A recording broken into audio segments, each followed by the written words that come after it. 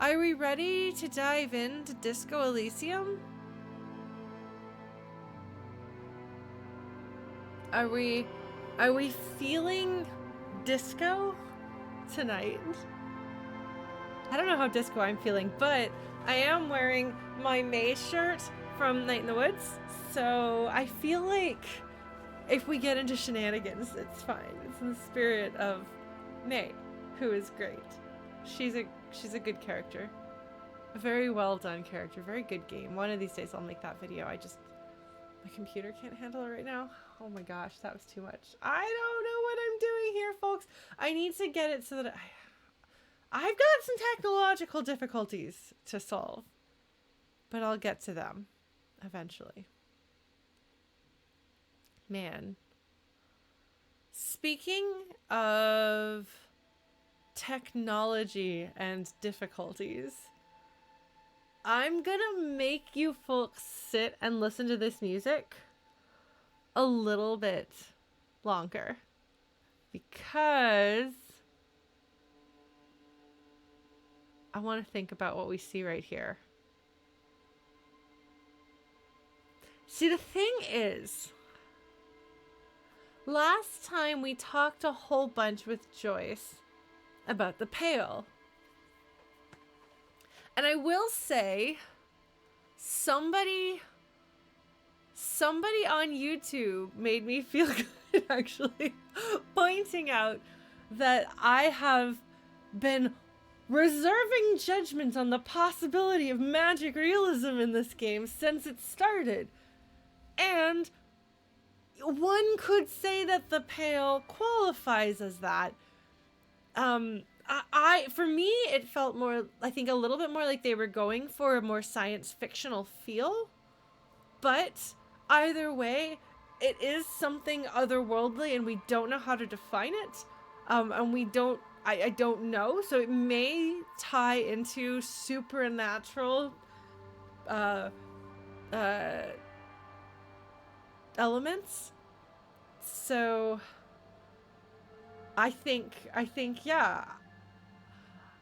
I will say actually something that somebody pointed out that I think is interesting, and I'm going to just, I may have talked about this, just, you know the drill. If I've talked about it before and I forgot, that's the world we live in. No, like,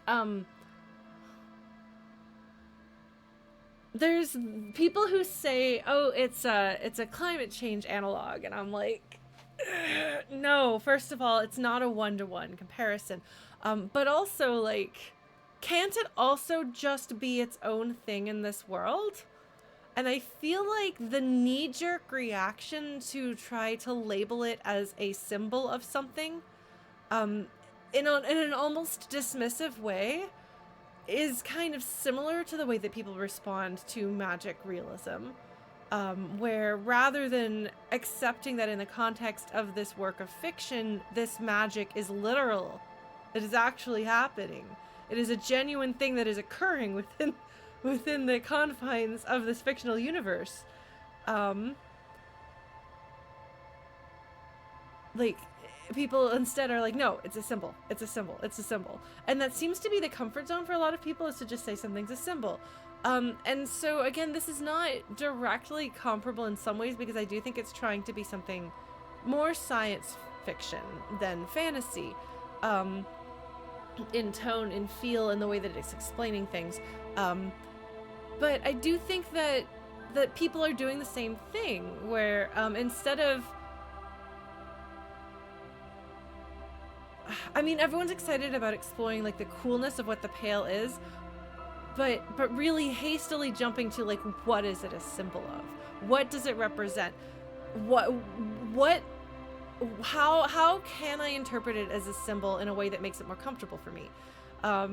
Which I don't have that instinct of being uncomfortable with magic in my settings. And so I don't have the instinct to need to say that it's not literal. In the case of Disco Elysium, I do think that it's supposed to, like, I'm sure the way that it's handled and the way that people are responding to it or not is meant to make you think of apocalyptic climate change in some ways, more in terms of how people respond to it, perhaps. But I don't think that that is what entirely it is. And I think that would be doing the game and the writing a disservice. I think they conceived of it as something within its own world. This is a setting they've been building for a long, long time. And the Pale has significance within its own world that we can't directly equate to our own. No, but and this is not meant to be a criticism of anyone who says, oh, I think that it does have some overlap with, or even is directly a symbol of, or an analog for climate change. Because like I said, I do think that there's some comparisons there, and I think that it is natural to draw comparisons between this fictional world and our real world. I mean, I do that all the time with the analogous Disco Elysium country to real world country. Where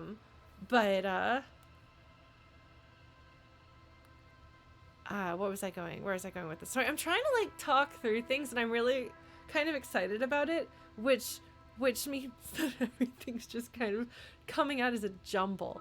I'm dumping my junk drawer of my brain. I'm dumping it on the table in front of you and being like, do with this what you will. So there's things to think about there in terms of how you interpret things and stuff, but it's not meant to be critical of you.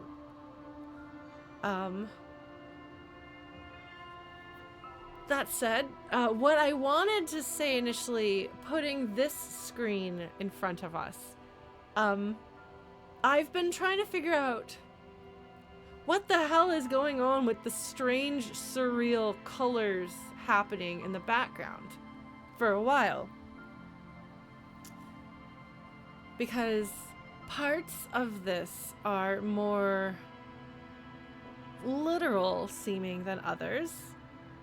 And so if we look, we can see, can you see my mouse? Hold on, let me make sure you can see my mouse. Okay, that right there, you can see that, right? That's the statue of the king right there. We can point and we can say, we know these places, we've been here. We haven't been here, but we're going to. Presumably we're going to go there.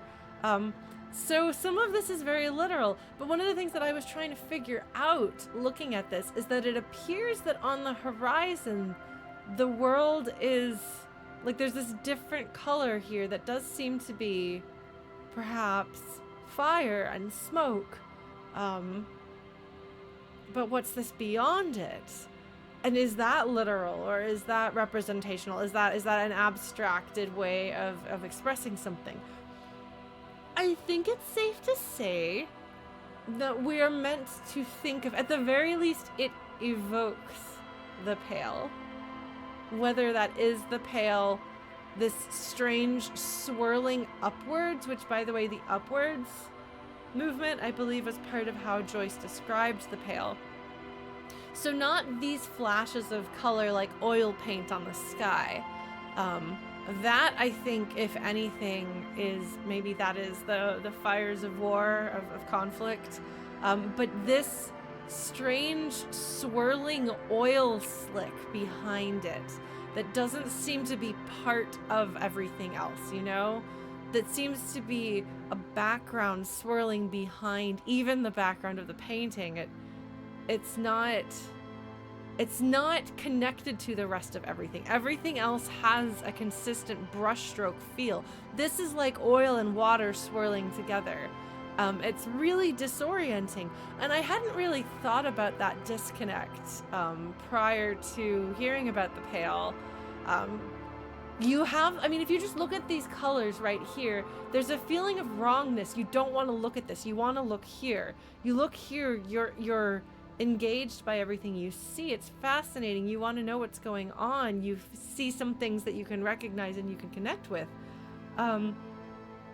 But here, lurking in the background, peeking through the more transparent sections of the painting, is just this absolute wrongness. and I'm pretty sure that's supposed to at least represent the Pale, like I said. Now, what I find interesting about that is that we have this swirling effect in the user interface when we load the game. I will point out where I think it's happening, which makes me wonder if that's an intentional thing or just something cool for atmosphere. Either way is legit. Yes, the Pale is supposed to be intimidating, yes. It's supposed to be very uncomfortable and terrifying. I mean, the whole thing about the Pale is that approaching it will break your mind. And so you have to mentally prepare for it, or it'll damage you. So I think having it be something you don't want to look at and that is intimidating. It's a good way of getting it across.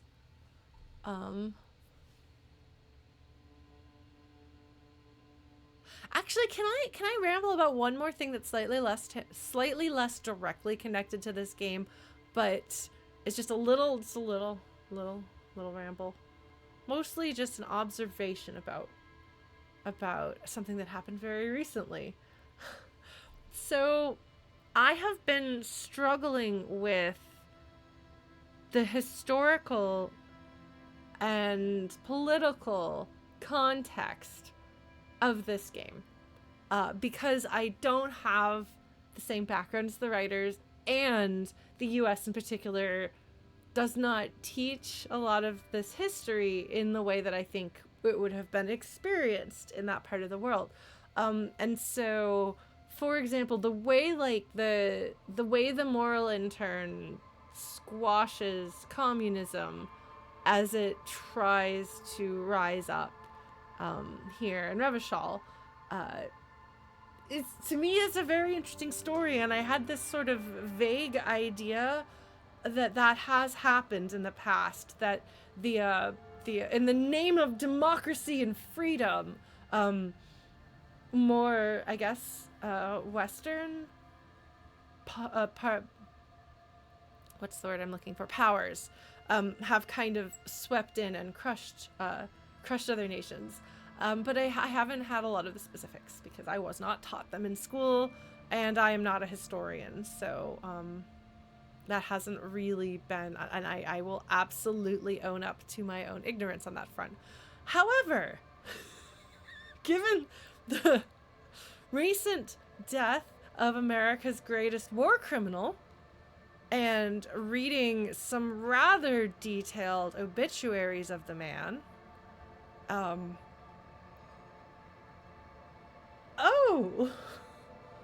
there's those specifics I was never taught in school. Maybe not the same situation specifically that inspired the Estonian writers of this game. Because, what I read is mostly, largely affecting other regions of the world rather than Eastern Europe. There's maybe another term to refer to that. I have forgotten it if you've told me. But it's very clearly that exact pattern. It was very clearly some people at the US in positions of power saying, we hate communism no matter what. It doesn't matter how many people are killed or tortured. It doesn't matter how much destruction is wrought on other people.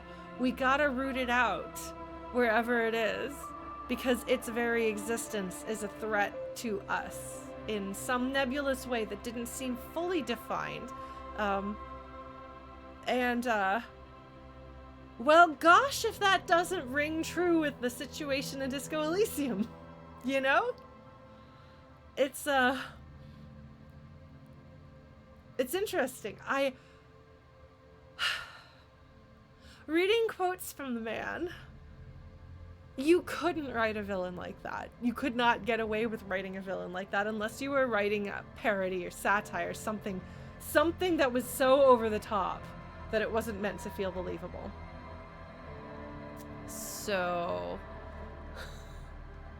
that was really interesting, and there's clearly a lot that I have to learn, and I will probably be doing some reading about, just to have a better understanding. because I've had, and like I said, I've had an idea of this in theory, but the specifics I think are really, I mean, that's where stories become powerful. That's where we learn and understand things. That's how we get changed and how our worldview gets shaped and developed. It's through the specifics, the human specifics of history. So I will learn more about that. It is valuable to be able to recognize your own lack of knowledge in something. And so I will freely acknowledge that this is not an area that I am especially knowledgeable about. I'm not a historian. So yeah, I feel like that gives me a little bit more context to understand kind of the moral in turn and the cost of defeating the revolution and the willingness to pay the price. Obviously, the people who are making the decisions are not the ones paying the price, but, you know. Anyway, that's interesting, and I'm going to go ahead and continue here. And, yeah, no, it is true that the U.S. continues to have this very,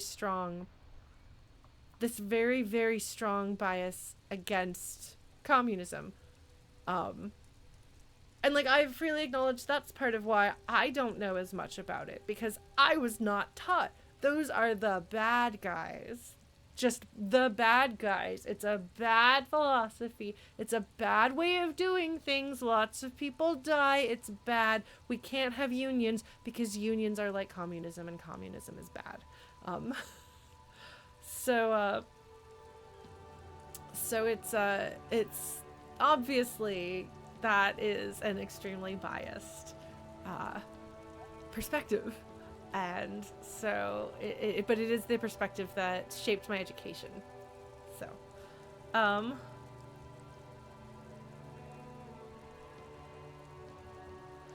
I don't think I had anything in mind with Lena. Why was I gonna? Isn't Lena the cryptozoologist's wife?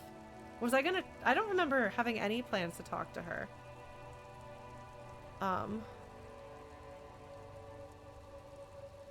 Yeah, no, I don't think I had any plans to talk to her. If I did, it might have been a few months ago, which could happen, but, all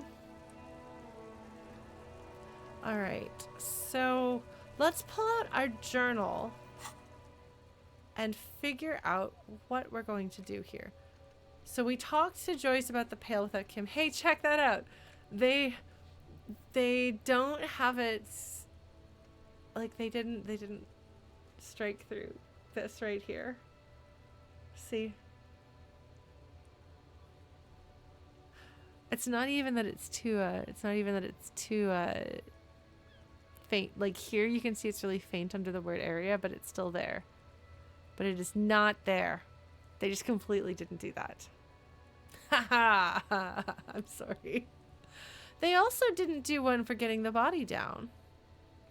Is there something significant about the done tasks that don't get swiped through? No? Because that's swiped through. Maybe they are swiped through. No, now it's swiped through. What? Okay, now it's swiped through. It wasn't before. Did you hear? It sounded like there was like a sound effect of something getting struck through. Okay, well, Ocelot noticed.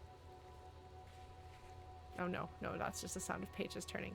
Oh, I wanted to point out, by the way, the thing that I thought made me think of the texture of what I have said might be the pale in the title screen. If you look in the background here on this film, there is that sort of oil slick, oil on water. You see it? Do you see it? Can you see it? Can you see that? You can see that, right?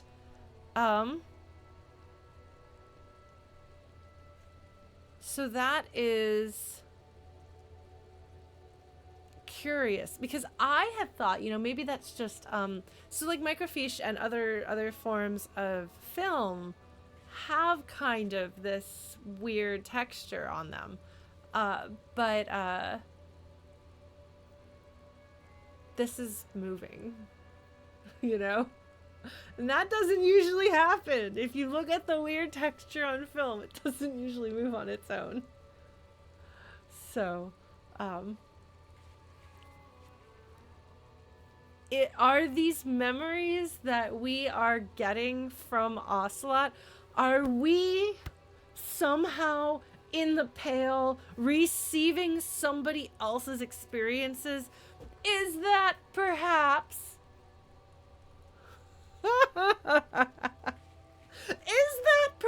why we are able to see these tidbits of other things happening elsewhere in the city? You know? Are we, the player, actually somebody whose mind has been essentially taken by the Pale, like the Pale driver? Absorbing bits of memory that don't belong to us from different sources and living through other people's experiences as though they're happening to us. Don't correct me with the fact that we actually make decisions, which the Pale driver may or may not make decisions in the memories that she has that are not hers.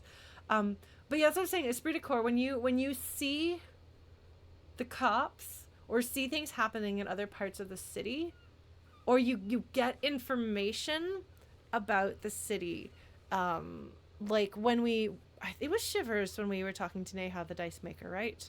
Pretty sure that was Shivers, that really, really cool moment. These things that I'm like, there's like either Ocelot is just hallucinating it all, or there's something else going on, like that's kind of supernatural outside of the norm, or we, the player, are receiving information from other people's lives and other memories, or from the city itself in a way that the Pale facilitates.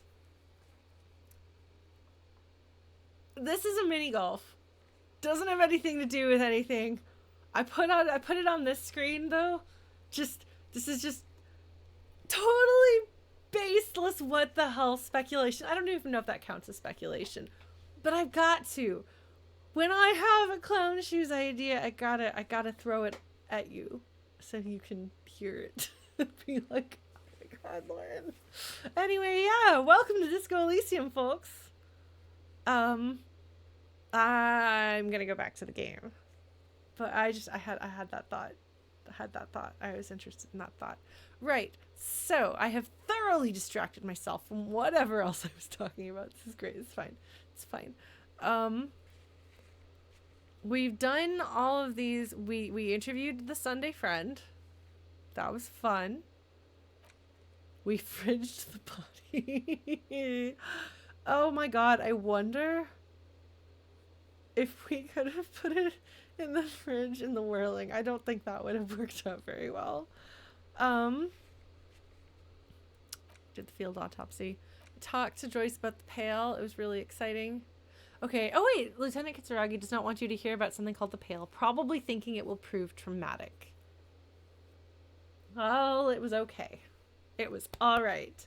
I did not have a heart attack, so it's okay. We did investigate this. That was cool.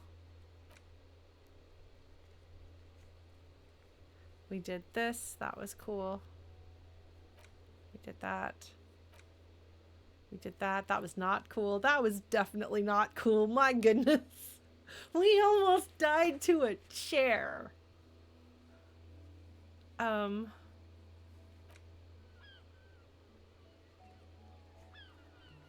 We did that. Yeah, okay, so we're good. So what's active? Let's take a look what we got here.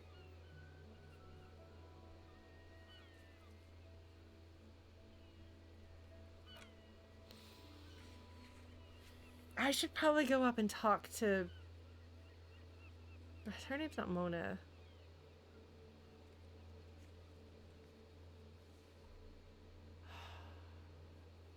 What's her name?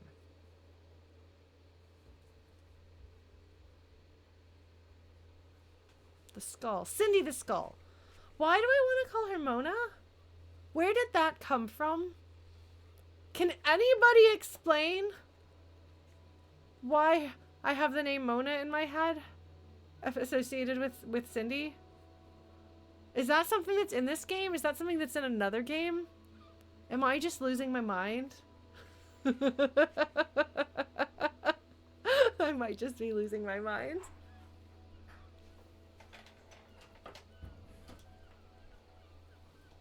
Oh, she was talking about Mona when we first met. Okay, so there was a Mona. Wow! So I remember the conversation content, but I forgot the conversation itself. Oh. Okay, good job. Good job.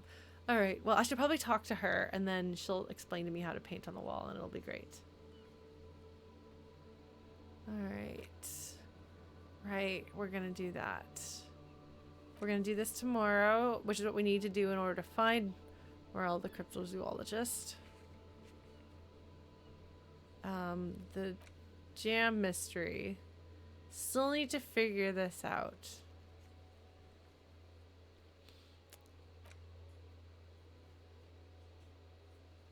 I guess I can't do this until I finished with the fridged body. This is still a mystery. We're working on it. Despite lacking any obvious leads, this might take some time. I do appreciate that. The victim's tattoos. I should probably ask people about the tattoos. Did I ask Joyce yet? I don't know if I did. I think I will wait until I have Kim in the party for that. Because I have to... Anything to do with the case, I want Kim privy to from the get-go. Also, I don't want him knowing that I'm sneaking out. So I can't just like magically have information that he wasn't there with me when I got it. Okay, sing karaoke. This is not going to happen. I've just decided I'm not doing it. I'm going to fail. Sorry. I'm going to take psychic damage for not gathering my stormtrooper armor. The boots are made for walking, but that's not what they're gonna do. Okay, so... Oh, I should ask about the clothes in the trash. I should do that. Oh man, I should probably figure this out too. Man, there's things to do. And I don't know what I'm going to do about any of them. Except probably talk to people. Let's be real. That's probably what we're going to do.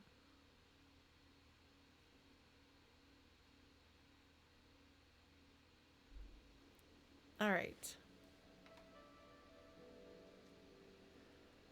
So if I remember correctly, last time I snooped around here. Oh, I could just go take their money. There's nobody in there to see.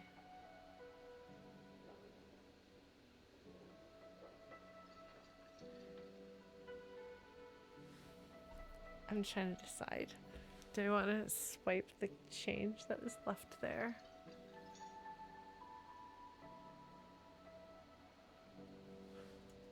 Pretty sure this guy wearing his Sans jacket just rambles about stuff. Like he sounds like he's like a YouTuber or something. Yeah. Okay.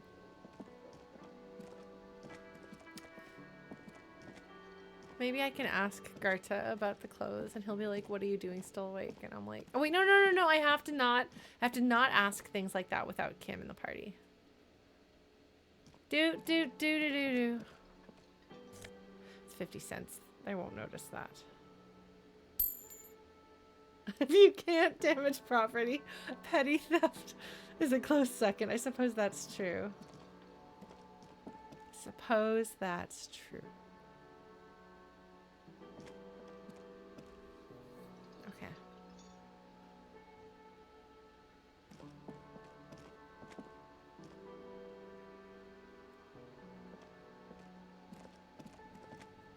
Pretty sure I can't do anything with this door. There's nobody in here though, so I can look at it. You see a heavy steel door with a prominent dimple lock. It's painted blue.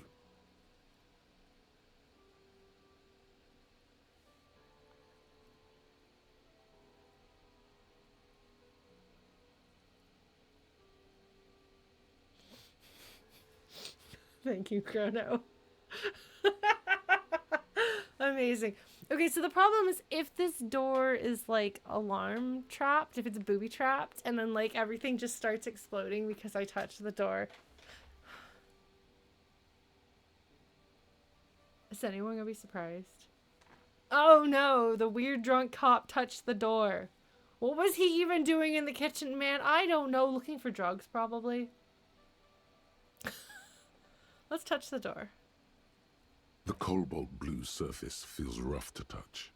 The stainless steel door is flush with its frame on every side. That's noteworthy, you see, because oh my god, Victor Ghost, amazing. That is noteworthy because especially in places with severe weather, like severe cold and stuff, I think stuff settles and changes. This is an older building. It's not in perfect condition. I think that's safe to say. So for the door to be flush with its frame on every side, I don't know, that to me indicates that it's especially well constructed and especially intentionally designed to not let anything interrupt. So that's interesting. It leads to a side building adjacent to this one. The old building next to this, half ruined. Whatever is behind it must be older. Oh. Let's try to push on the door. The door does not budge. The door does not. The door.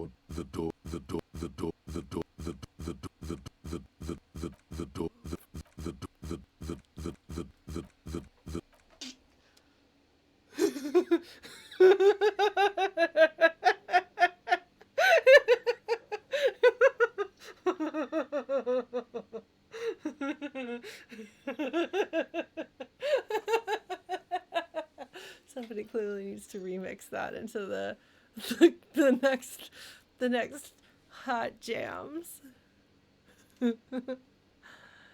Now what was in here was monies. But this is probably actually somebody who works here's monies, so I don't want to take their monies.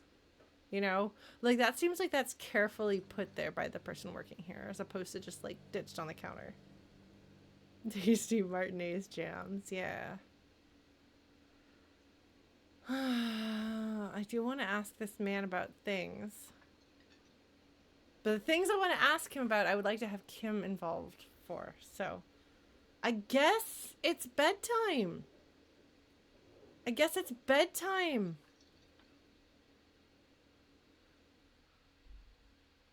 See what else is going on around here. We're just looking. We're just gonna look. Just gonna look.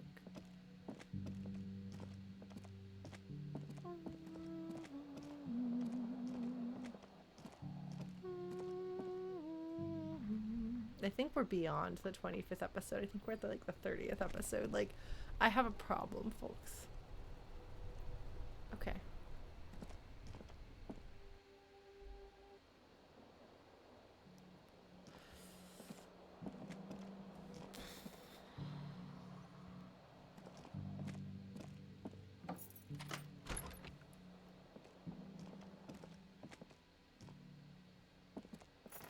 Volvy. All right.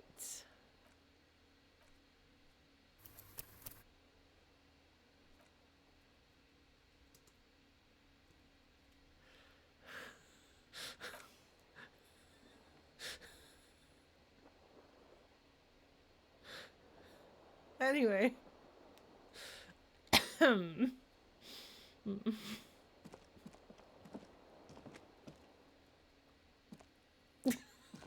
If we actually do something with that door. Hangs on the bathroom wall.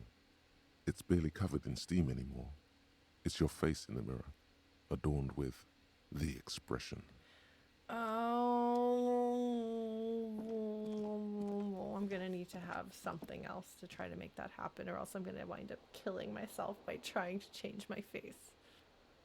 Somehow. He sure did wreck this place. Like, I thought maybe it came pre-wrecked, but it did not, in fact. He got really drunk and wandered around smashing things. And high. Drunk and high. Probably drunk and high. The fan stands still. That's right. You better stand still. Alright. What delights does sleep hold in store for us tonight? I'm sure this is gonna go great. We're just gonna go Betty by and have a little snoozeums and just sleep as smooth as can be and wake up feeling refreshed. Like sunshine and daisies. Right? Yeah. I'm pretty sure that's what's gonna happen here. I'm pretty sure it's not gonna be some horrific combination of nightmares and drug withdrawal. Oh, I'm pretty sure he's a honk shoe. I feel like honk me is more like... has a little more delicacy that he is incapable of. He is loud and in your face. He has a presence that I think only honk shoe can can capture. All right, it's bedtime. The bed is still cold from the broken window, and not too inviting, but it's yours. You've earned it. I feel like I should probably get some plastic for that window. Just tape plastic. That's what you do, right? All right. All right. God, he just knocked that door off of its hinges. Like, he smashed the hell out of this place. Like, holy crap, man. So it was a futon from the looks of it. I don't know if they've talked about that before, but it looks like it's a futon because that's why it's got the wooden frame that you presumably like can sit up or flatten down, or maybe it's just because the mattress is a bunch of pillows. That's why I thought it might be a futon. All right, let's go to sleep. If I missed out on things, well, I'm going to miss out on things. This is a game in which it is impossible to 100% anything your first run, so you just do your best. Yes, it's true. It's possible that he has the one physique without the drugs as a result of the drugs. But maybe once upon a time, he was a buff man. Maybe. Or just capable. He definitely is capable of having some strength due to drugs. We have read about the consequences of that. Let's go to sleep. Let's see what horrifying nightmares befall us. You see Feld? The bed is still cold from the wind blowing in from the broken window. The mattress creaks as you close your eyes and try your hardest to fall asleep. No, but it looks like it says Feld D-E-V-I. I mean, it could be Feld Development, but for the moment, I'm going to go with Feld Devil. That's what we're going with. I'm sure it's developing something. So this is Feld Playback. See, down here. But that devil. It's a Feld Devil. We're going with that. Okay.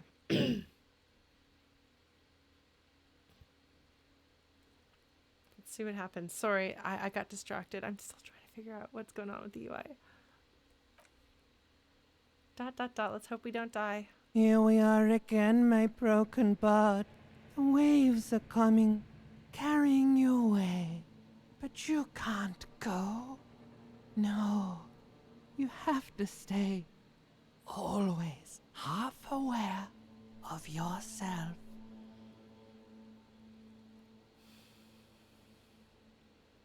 There's something very sweetly affectionate about my broken bird as a phrase, and I would just like for you to rest, or you would just like to rest. Alas, you cannot. The voice acting is really outstanding. especially on these systems. You're not cooperating, brother man. Why? Is it because I'm not doing drugs or what? What about my playthrough is not what you want me to do?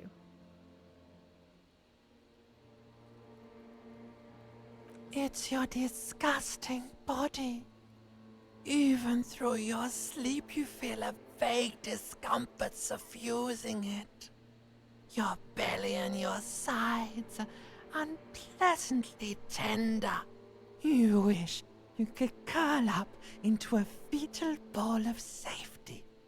But you cannot, because of the pain. So it's all well and good for me to be like, I'm gonna keep Ocelot on the straight and narrow. But quitting drugs cold turkey is really dangerous. And this game is not going to let you gloss over that. That pain in your right side is your enlarged liver, by the way. As for your kidneys, you've really been compounding the damage lately. There is something oddly comforting about that being Logic's voice here, because Logic is my friend. You know, Logic speaks up so often and I can trust Logic. So even though this is actually a really, truly horrifying fact that Logic is pointing out, I'm glad it's Logic doing it and not someone else. So this is not necessarily the damage that I'm doing with my withdrawal per se. This may be just ongoing damage, but I'm not sure because I'm not a biologist or a doctor, so. Every cell in your body is moaning in agony, asking, what did we ever do to you? Oh, these are my friends making me feel bad in a way.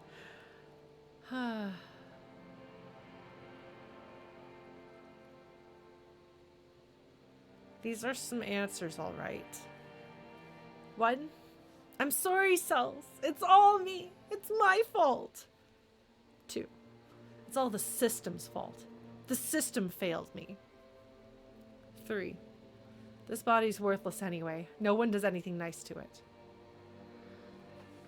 Whew. Whew.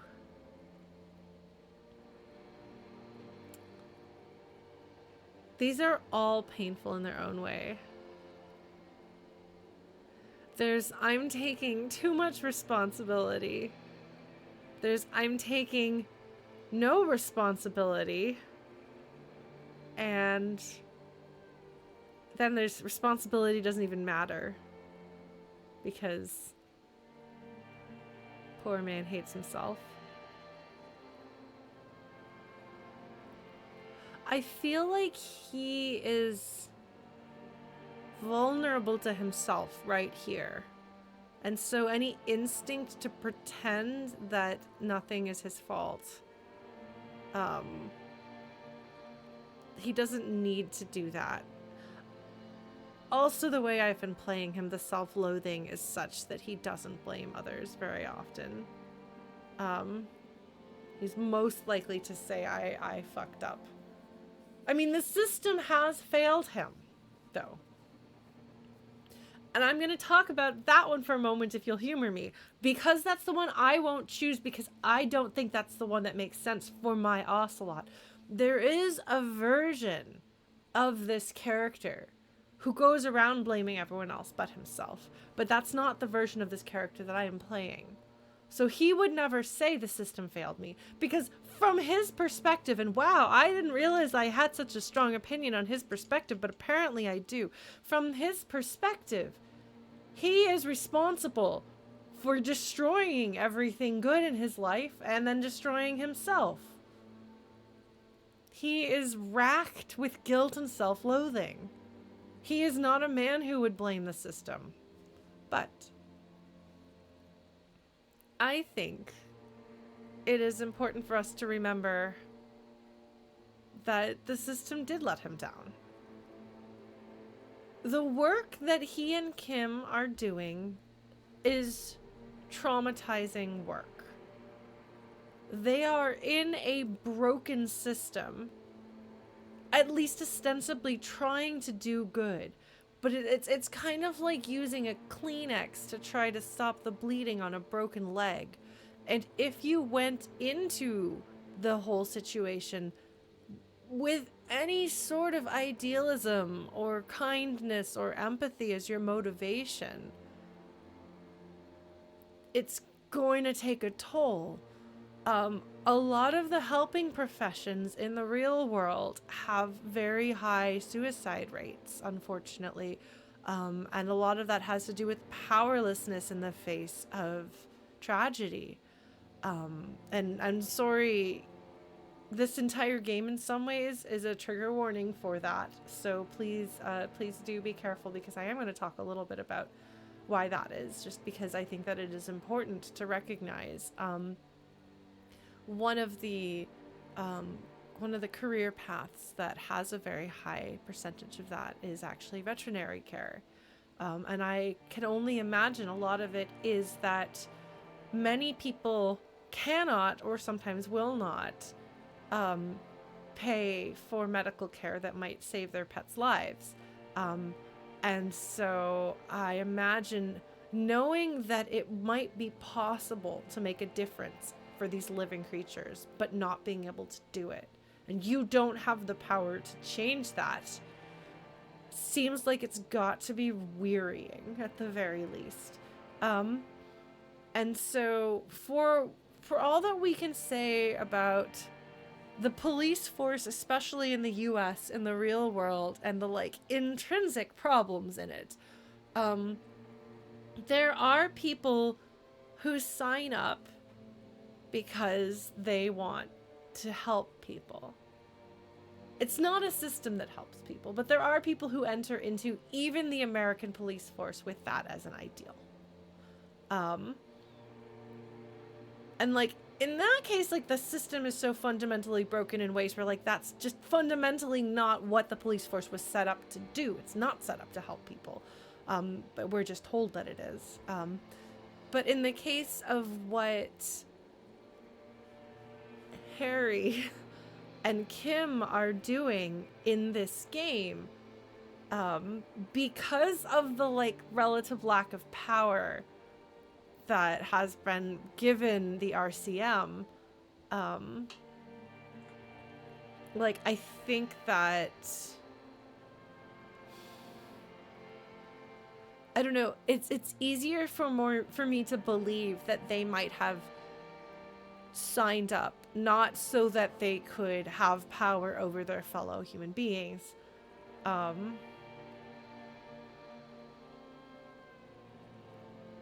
that there's a high likelihood that these people are like, maybe we can do something in this system. And the small insight we get into Harry once upon a time, it does sound like he was the sort of person that someone felt a great deal of kindness toward. And we have read about him breaking. As utterly horrified as I was by the case in which he permanently disabled somebody by bludgeoning them with a blunt item, the reason why he did that, obviously there's drugs, there's depression, there's everything that's going on inside his brain that's his own problem that he's dealing with or not dealing with. But there is also the contributing factor of, and it points this out in the description, of kind of trying again and again and again and again to stop this bad thing from happening.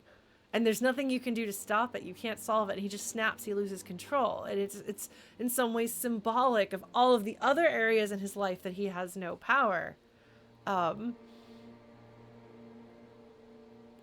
when you see them doing the autopsy, like, I'm sorry, but I think that doing things like autopsies is probably psychologically draining.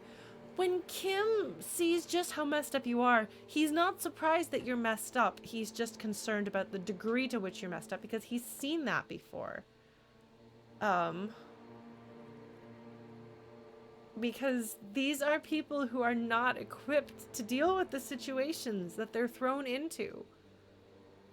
And especially if they bring any sensitivity and vulnerability into the work that they're doing, like, that's going to be massively, massively destructive. So yeah, ideally you have systems in place. Like, therapists have therapists, you know, because you can't carry, it's hard enough to carry your own pain alone, but you can't carry other people's pains alone.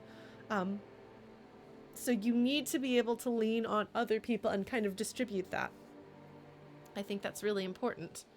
And for that reason, like, the system, like the RCM is failing everybody in it by not providing them the care that they need to be able to do their job.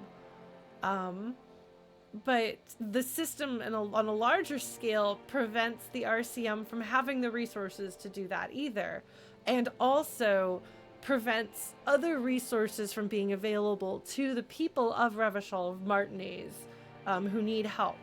So it's an utterly fucked system, and is it any wonder that somebody who has vulnerability in their nature, which I think most of us do to some degree, would wind up being devastated by that?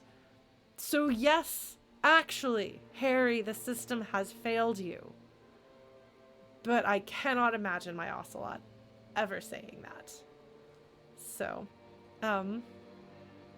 let's see. I had to talk about that. Yeah. So he can either continue to be the sorry cop, which, what can I say? I'm the sorry cop. I am playing him as the sorry cop. The body's worthless anyway. No one does anything nice to it. That's just so hopeless. There's an energy to the despair in 1 that 3 doesn't even have. And I'm worried, as somebody thinking about this from like a slight metagaming perspective, I'm worried that if I give Ocelot any opportunity or excuse to give up, he's gonna take it. And I don't want that. I would like to do my best to save this man. I'm not sure I can. There is so much damage done to his body. I don't know that I can save him. I don't know that even if they give me control over him for like several weeks and he gets clean and I put him on a good life path, he may have a very limited lifespan ahead of him.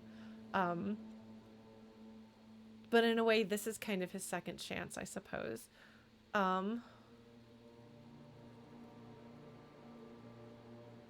So it may be that I can't, that it doesn't matter, but I don't want him to give up on himself because I don't want to give up on him.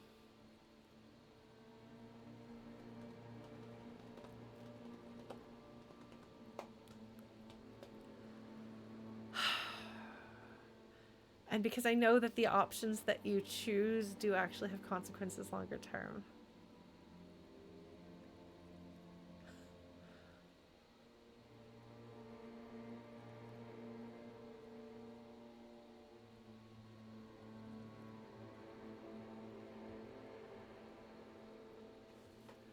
I have to make a decision.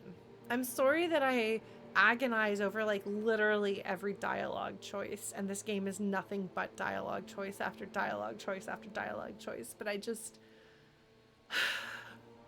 I'm like so indecisive to begin with. I have a hard enough time deciding where I want to eat, let alone how to try to unruin somebody's life. I've made the decision to not choose number 2. But I have to decide whether I want to choose 1 or 3.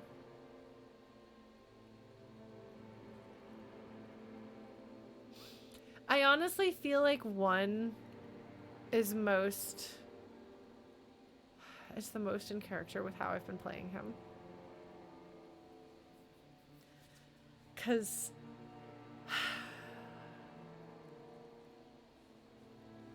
I guess he's actually developing a sort of self that I maybe don't necessarily consistently stick to, but we'll see. Okay, yes, this is emergent gameplay. We'll go with that. The way I see it,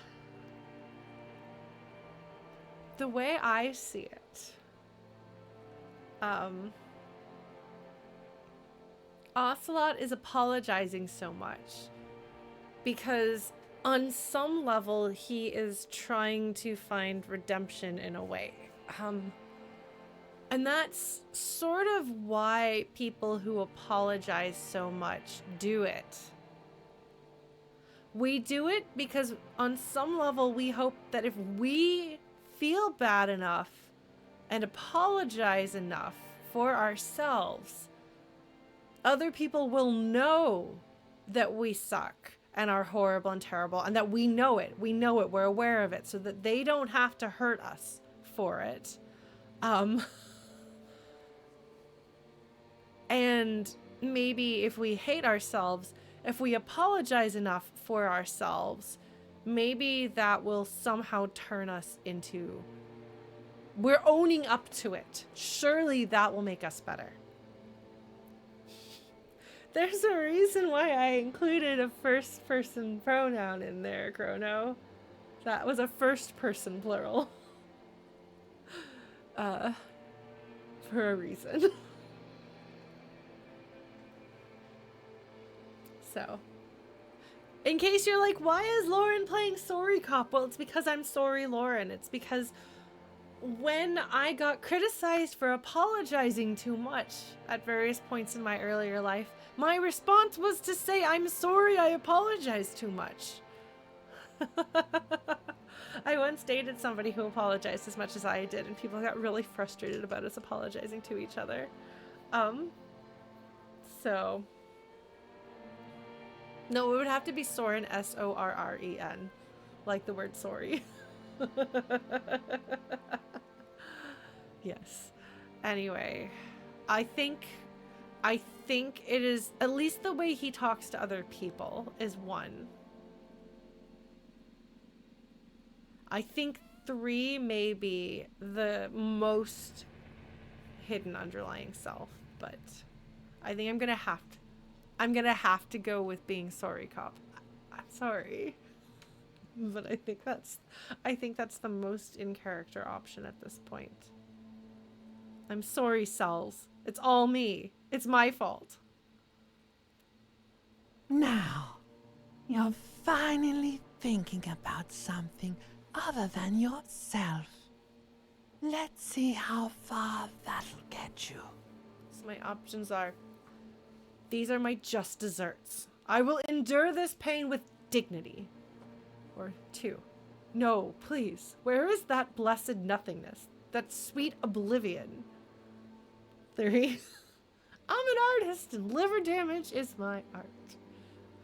4, I think I need medical attention. So, we have the man who is trying to do better and punish himself at the same time. The escaping from pain that led us to where we are physically, at least, in the first place. Clown Shoes Comedy and an actual factual statement.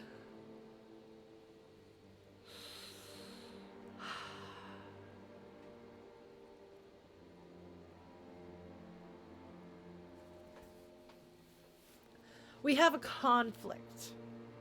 There is a conflict here in my mind about this. Because Ocelot would 100% pick number 1. And I, as the person who is trying desperately to steer him away from self-harm, I want to pick number 4. I want to protect this man.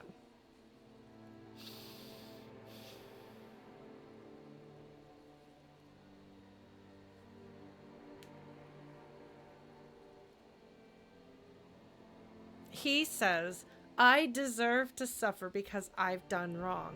I say suffering does not do good. Suffering in itself is not a good. There is no moral gain to suffering. If your goal is to make up for the harm that you have done, self-flagellation will not in any way whatsoever undo harm or balance out harm.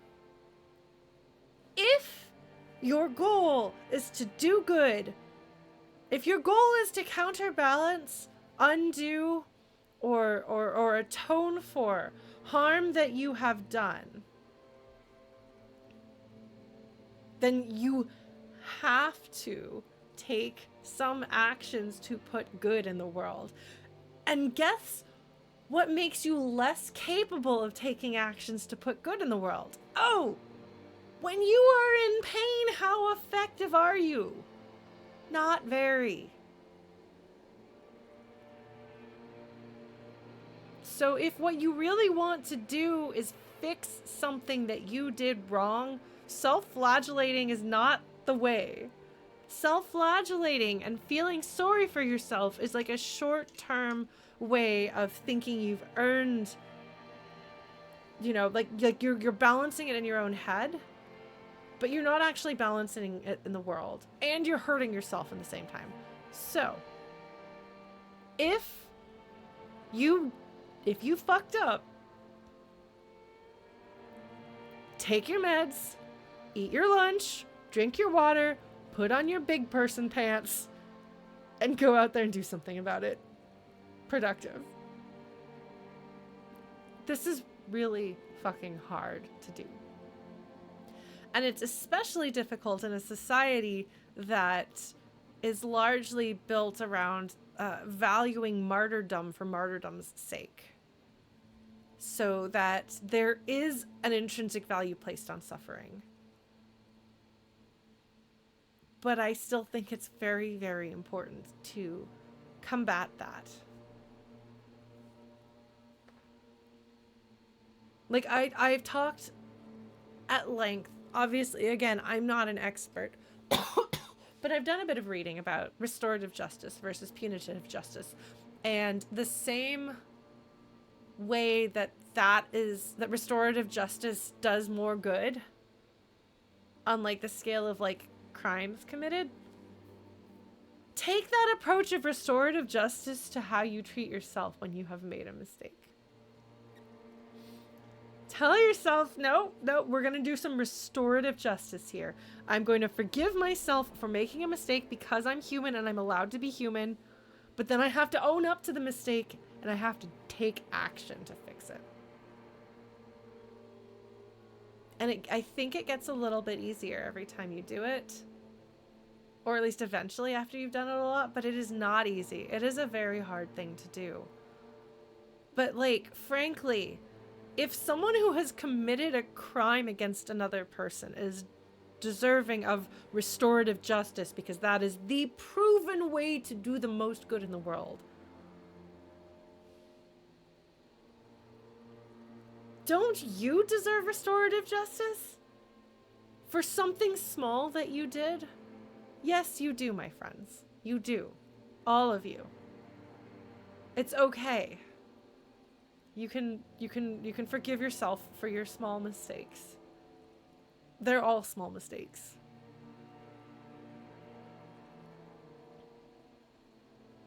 It's a big struggle. It's really hard. And Chrono, you're not alone, okay? A lot of people struggle with this. A lot of us do. Like I said, like, I'm sorry cop. For reasons that would probably be very relatable for you. But yeah, channel your own inner Iroh. Think about what Uncle Iroh would say to you. That is a man who has learned wisdom the hard way. Let's take that wisdom and carry it with us. And put more good into the world. Starting with ourselves.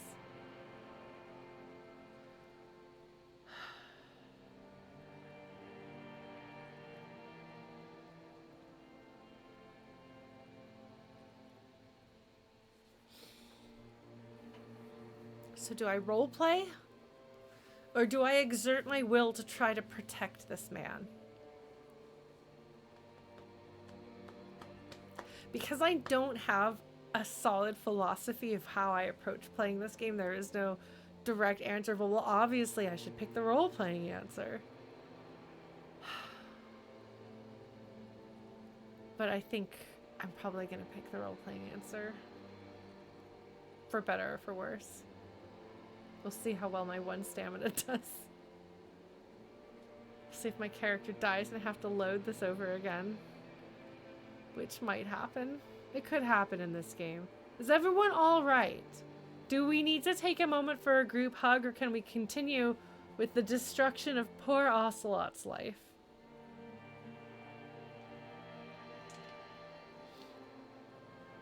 Man.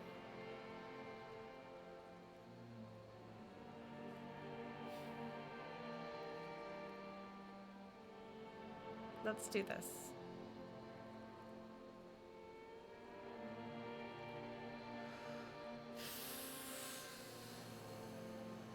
I feel really bad for this man, but I do think that this is what he might try to do.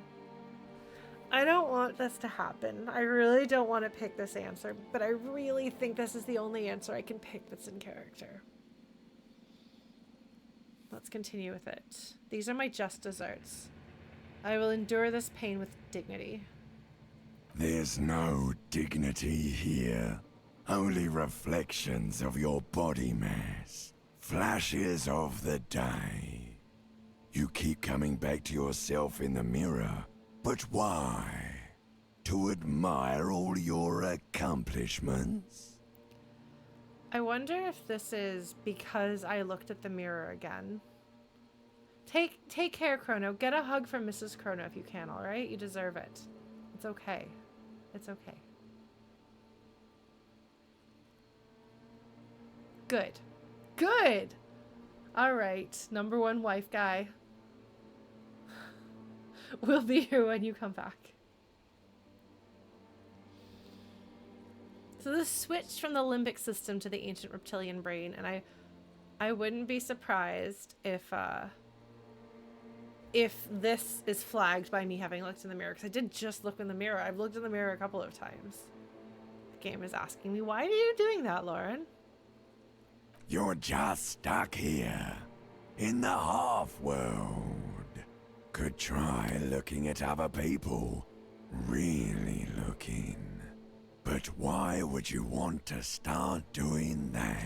No, that is a thing that he does, ancient reptilian brain. You can't tell me he doesn't.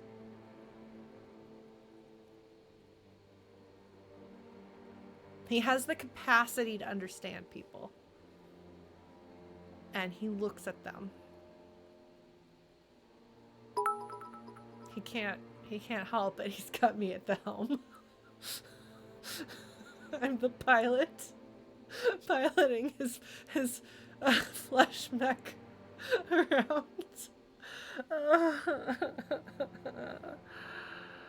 Thanks, Shrimply the best, for that. Yes, do not trust what your brain says about you after 9 p.m. Oh my gosh.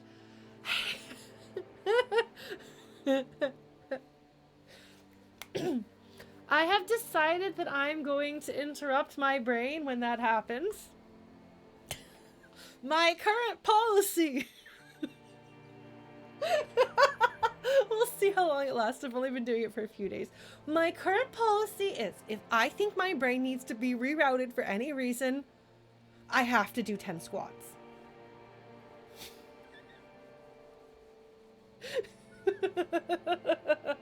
Because then I'm going to be thinking about Zach Fair. And how adorable he is. And Zach would be like, don't think those things about yourself, my friend. Don't do that. No. Do some squats with me. It's fine. You'll feel better. And you do feel better. So yeah. I don't know what your solution is. I don't know if this is my solution, but it's what I'm doing right now. I'll report back. So far it's going okay. Well, and also if you do squats properly, you do have to check your squat form to make sure that you're not going to like blow out your back. And if you do squats properly, it actually works so many different muscle groups. Like it works like your core, which is something that I have trouble with, especially. So it's great. All right, Chrono, go do your thing. Go do your thing.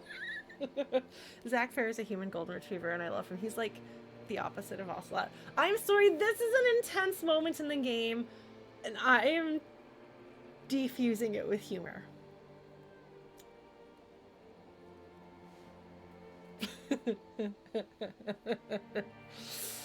Okay, 1, just get me out of here then. Back to the other place. 2, I will. I'm looking at people all the time. I like them. 3, human beings will always betray you. There's really only one answer here, so I don't have to agonize over this one. Isn't that amazing? It is in character for the way that I'm playing him. I am playing a man whose signature skill is empathy. He likes people. Maybe not everyone, but he likes people and he wants to be liked by them. He's not always good at it. 2, I will. I'm looking at people all the time. I like them. Sure you do. They're all so friendly, aren't they? Well, it's complicated, but so am I. Some of them are. Some of them are nice. Others are scared. That's right, Volition. At least they're interesting. Each one has a process just like yours, running in the space between their ears, full of secrets.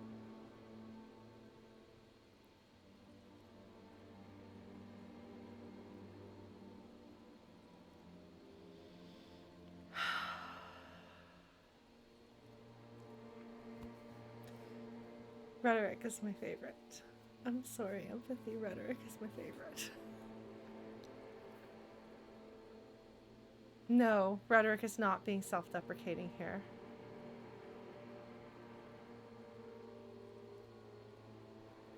Rhetoric is saying whether they're nice or friendly or scared or what, they are all interesting.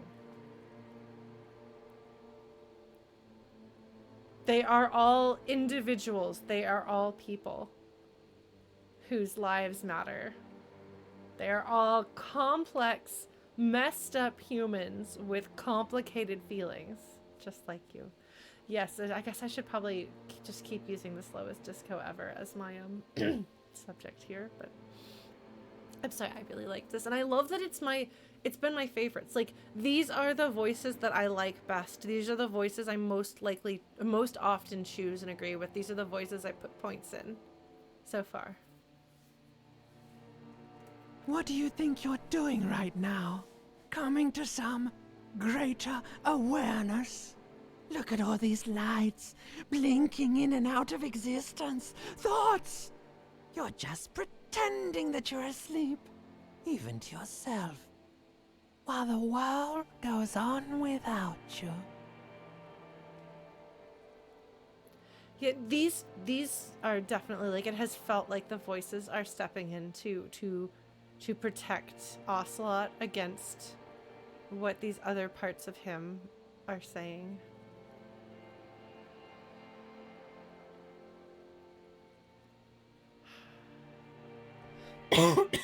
It's interesting because his chosen dialogue so often is self-loathing. Then the ancient reptilian brain and limbic system both have that self-loathing in them. But volition and rhetoric and those other ones don't. Let it. Let it. But it never seems to let you go, does it? Time to rise and wipe that shining sweat off as best you can. Gather your bearings. Rock and roll. Open your eyes.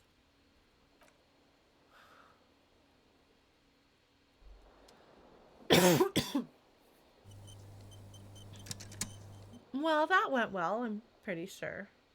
Honestly, I feel satisfied with my contributions to to that moment, that experience. I don't always feel that way.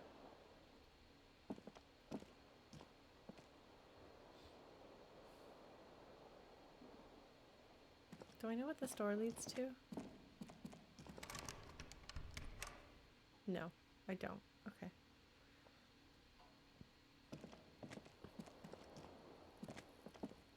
Yes, I suppose the dream could have been worse. Sorry, I think I need to sweep in here.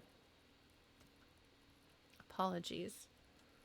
I have been trying to clean my room, which has meant taking things off of shelves and discovering the dust around them since I was gone for a month and a half.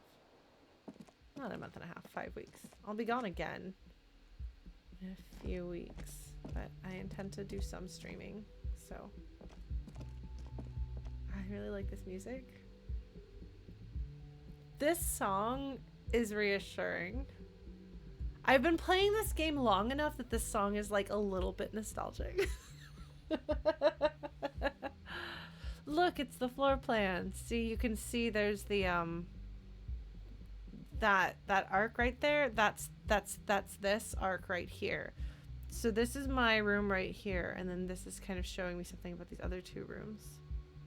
I don't know what it's showing, but let's go downstairs. Oh, Kim is already up. Did I sleep in? No, it's 7:30. I did not sleep in. Oh, there's more people here. Oh no! Oh, am I gonna get in trouble? Those are cops. Those are cops. I'm gonna get in trouble.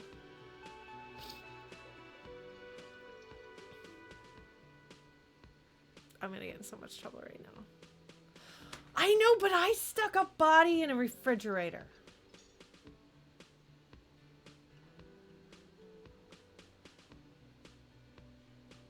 I will take some comfort from the knowledge that the RCM doesn't seem very strict. But again, I don't... Oh, here's Kim. Good morning, Kim.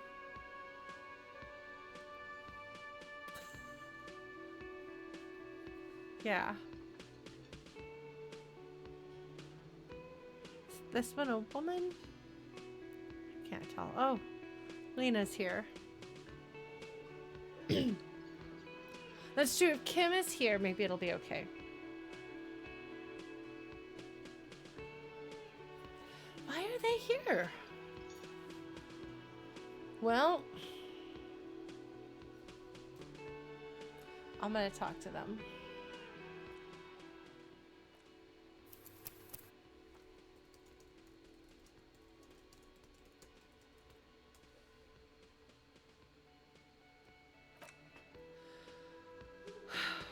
I'm not even good at naming things, but I'm gonna do it. All right, let's talk to them. This is gonna go great. I just know it. The woman in an RCM patrol officer's uniform winces as she notices you. So this is somebody who knows me, huh? I would really prefer not to talk to you right now. A patrol officer is the lowest rank in the RCM, below lieutenant and sergeant.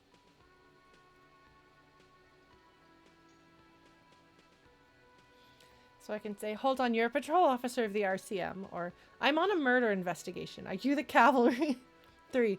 Is everything all right? Why don't you want to talk to me? Proceed. I think she must know who I am, at the very least by reputation. But everybody in my precinct already knows that I have lost my memory because I talked to them about that. So if she is somebody who knows me, then me not recognizing her is not going to be news, probably. Maybe. Let's pick this. Hold on. You're a patrol officer of the RCM? So that means that I outrank her. Yes, I am. I'm a cop, too.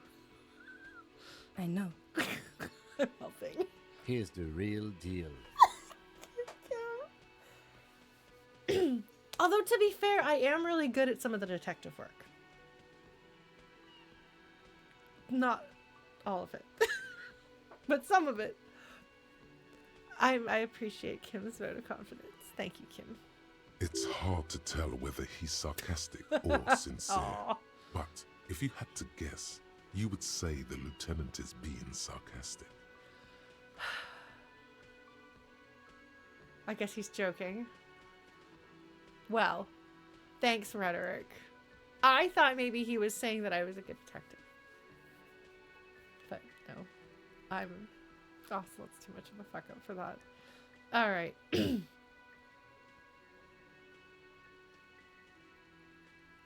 He could be sincere. He could be backing you up a little. I'm on a murder investigation. Are you the cavalry? I'm definitely not the cavalry. Alright. It's true, it could be both. Kim does contain multitudes. That's true. Simultaneously, he is impressed at your detective work and also making fun of the fact that you're a hot mess. That's fair. Is everything all right? Why don't you want to talk to me? I don't know. I mean, why would I want to talk to you?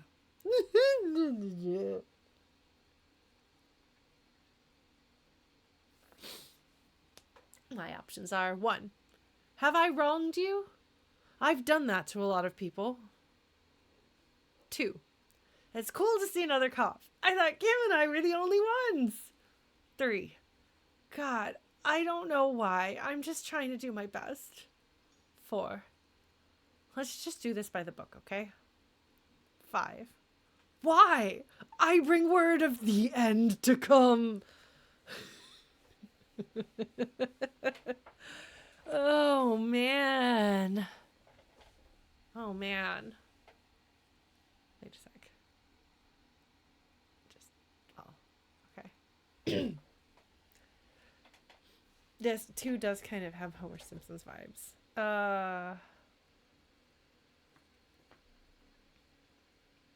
So this is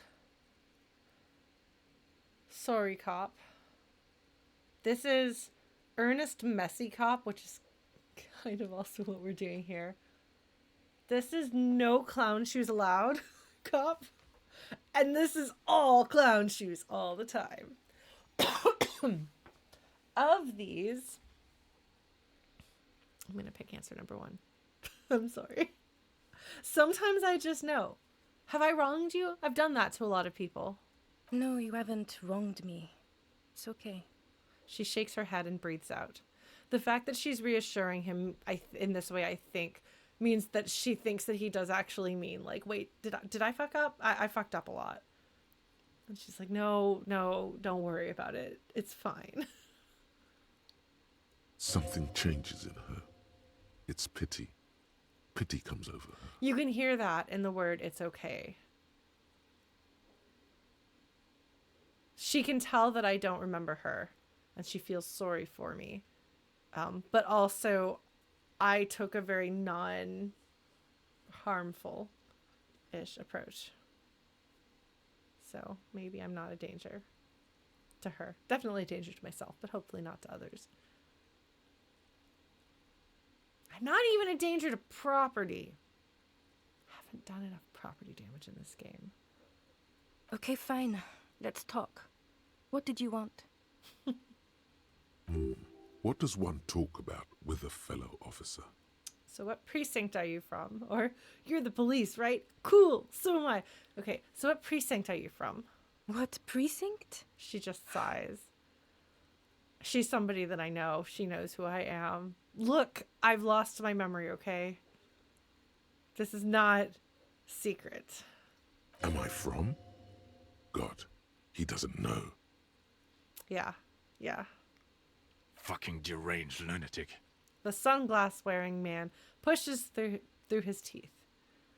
Okay, dude, you do not get to look like a Big Lebowski reject and call Ocelot a deranged lunatic. I'm sorry. No, you know what he looks like?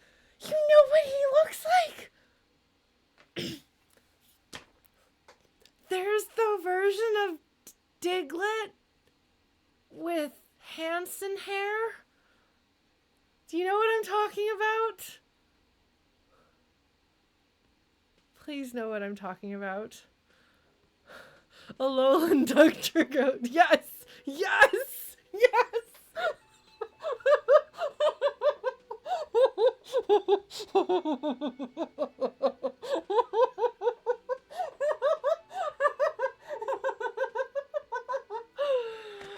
I am so pleased with myself at this moment. You have no idea. Alright, Dugtrio. That's your name. Really, it is, isn't it? Anyway. If you have not yet seen the wonders of Alolan Dugtrio, go look it up and confirm what an astute comparison it is.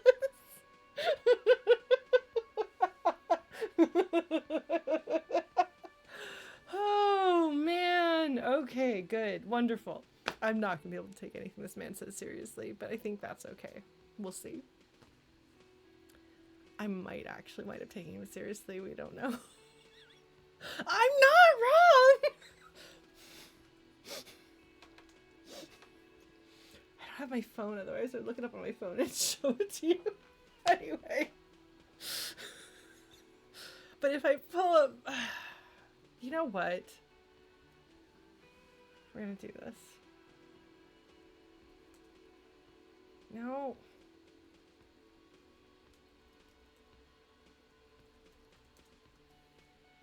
This is really important.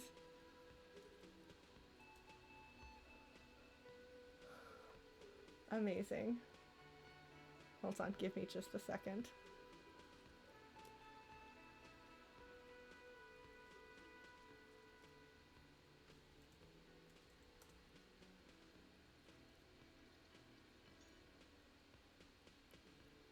Don't doubt me here.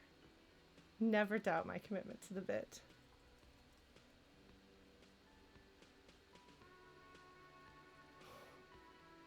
Don't you love me?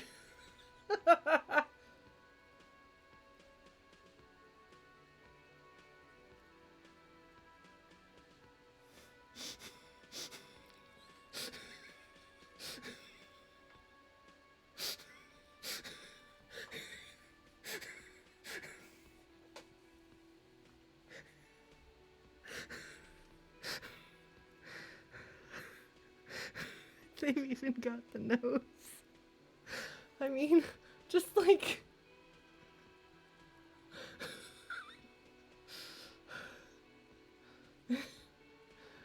Alright. It's now a Doug Quartet. Don't tell me that, Victor Ghost. I will add sunglasses by the next stream.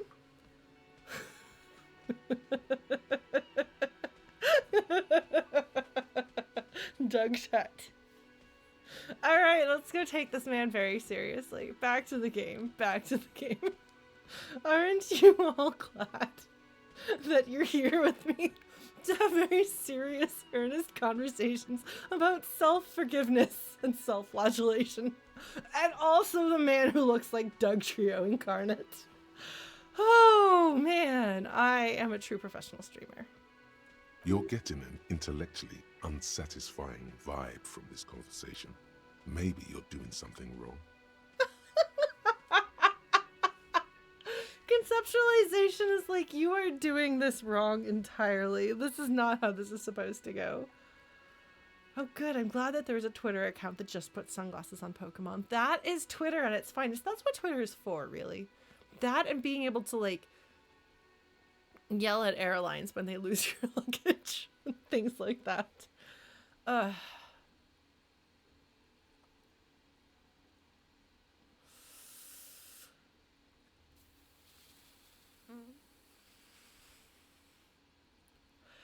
I want to be wearing a hoodie so I can just hide under my hood.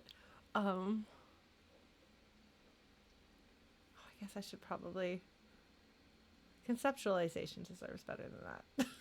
Conceptualization is not...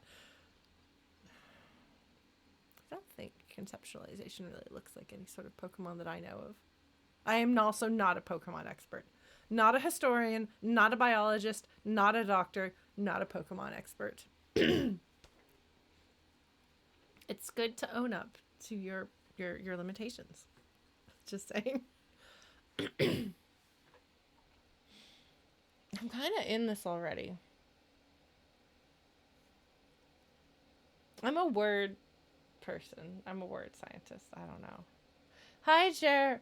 I just compared a person to the Alolan Dugtrio, and if this person comes back, I will have to show you. It's hi. How are you doing? It's a Pokemon reference. I'm very proud of myself. What? Did I hear? I saw there was a lurk message. I saw your name. I don't know much about Pokemon either. Okay, that's fine. I am much more motivated by story than Pokemon usually does. All right, Jer, have fun. Do I want to dig in more with this? Or do I want to walk away and just be like, well, that didn't go well? And let Kim tell me what... Kim doesn't know these people, I think. Or else he might have intervened.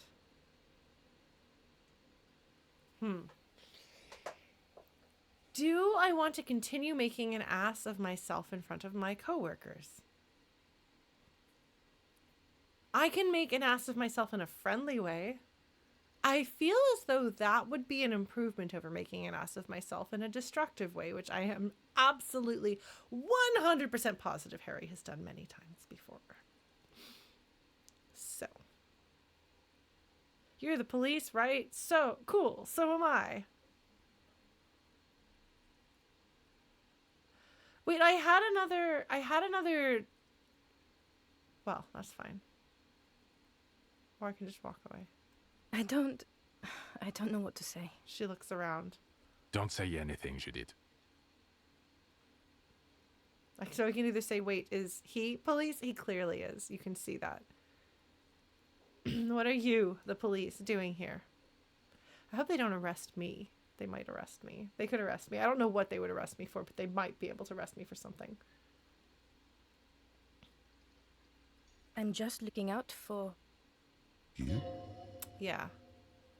They sent backup because I was a hot mess on the phone the other day.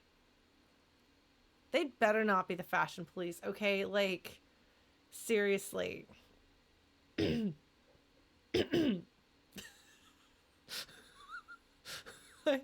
I should just attach that to a Stream Deck button so I can just toggle Dugtrio at will. Anyway. Yeah, she's keeping an eye on me to make sure I don't cause more trouble. Because I caused trouble. I just figured that clearly they were so understaffed that they weren't going to be able to do anything about the mess that I was causing, or else they wouldn't have sent me in the first place.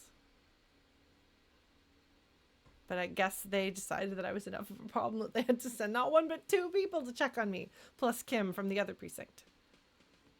No one. I'm just a man with sunglasses. And you are? You're wearing your cop coats, dum-dum. I'm not going to call her a horse-faced woman. You know who's a horse-faced woman? Julia Roberts. And it doesn't seem to be holding her back any. So, this woman, though, you should probably not compare people to animals unless it's something that you know for a fact is favorable and will be well received. She is a policewoman. Yes, a policewoman who just wants to do her job. That's all. She says quietly and looks away. Okay, goodbye. Leave. I don't have many options here.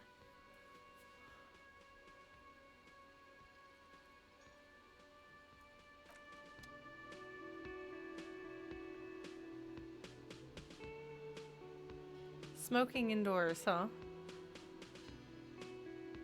Sorry, talk to this guy. You look like shit.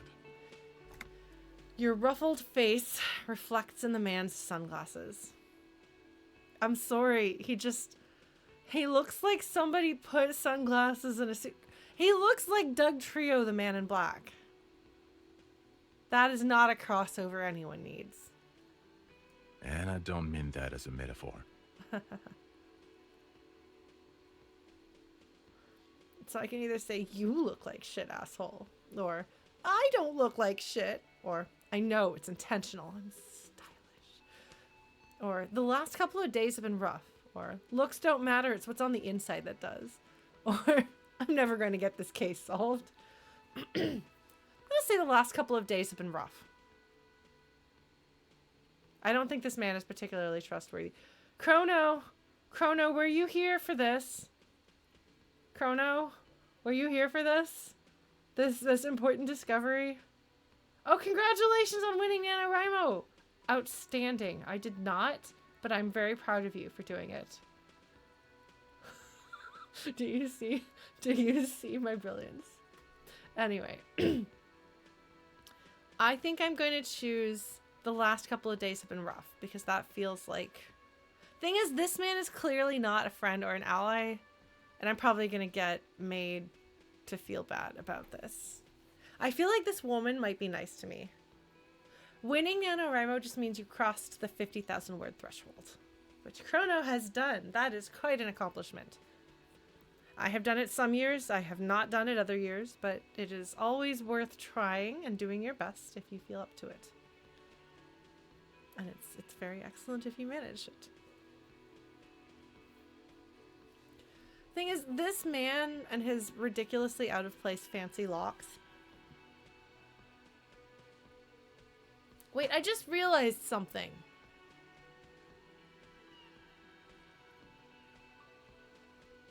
So they don't have cop uniforms.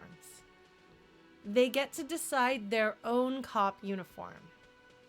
So naturally, like car driving McCar Driverson over here has a racing jacket.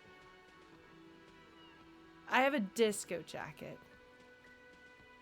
This asshole decided that he should wear a suit and tie as his cop uniform. With fancy pants hair. Man, I'm sorry. I hope I'm not supposed to be inclined to taking him seriously, because I don't. Oh man, I need to get that book still. Oh, I should go get that book. I'll get that book. Okay. Looks don't matter. It's what's on the inside that does. You know, why not? Let's just say, what's it called? When something is like just a thing that people say. It's not an idiom in this case. I'm not talking about an idiom. I think it begins with the P.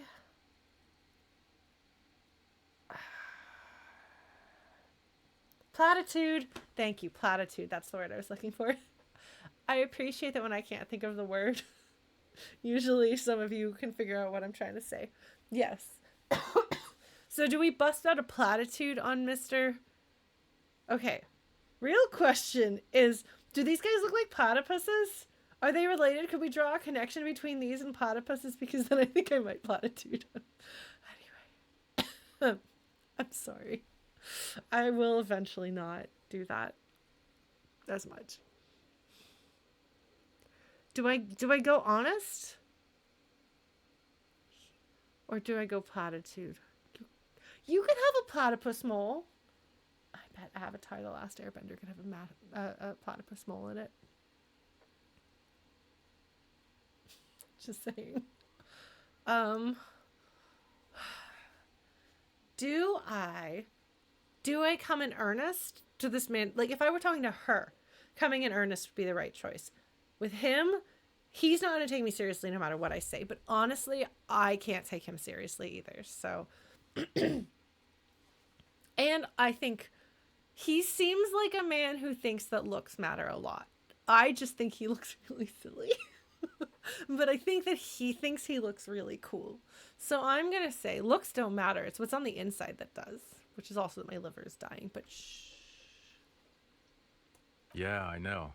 That's what I'm going by here. Now he has an accent that's different than the others. Oh, come on, Jean. It looks like it's been a rough week on him. It's not just this week. What you want? He scans you from head to toe. Are these my rivals? Do I have rival cops, guys? I'm not telling you where the body is. I probably should. You won't take it very well. Also, I shot the body in the stomach. There's something about this guy that matches with a face in your head.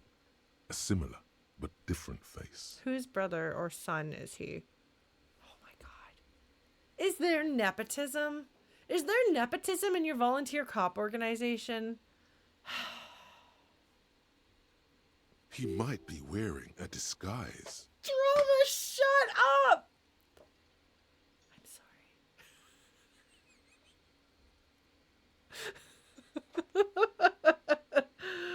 Oh, man. I did hear somebody talk about a Jean, so...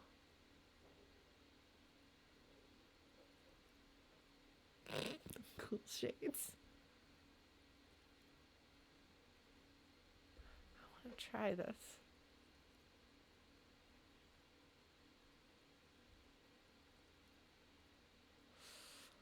Oh my god. Oh my god. If he is wearing a disguise and that's why he's wearing sunglasses, then he is literally the least cool man. He is literally the least cool man. I mean, I've already decided that he's not cool and he thinks he's cool, which is always awkward. Like, I'm not cool, but I know I'm not cool. I don't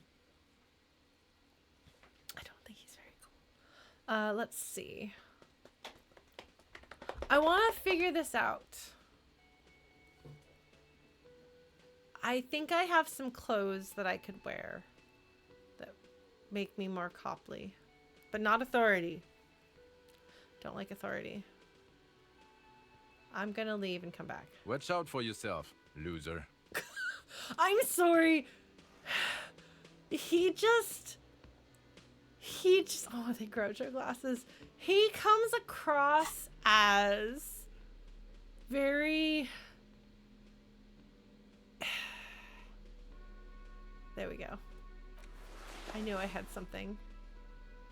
Oh, what does this one also do? Oh, that's why Drama is yelling. Drama's yelling because I'm wearing my Drama shirt. Yeah, he has that 90s movie bully dialogue that I like to, I'm delighted by it when I come across it in games like Paper Mario The Thousand Year Door, which is hilarious and it fits there. But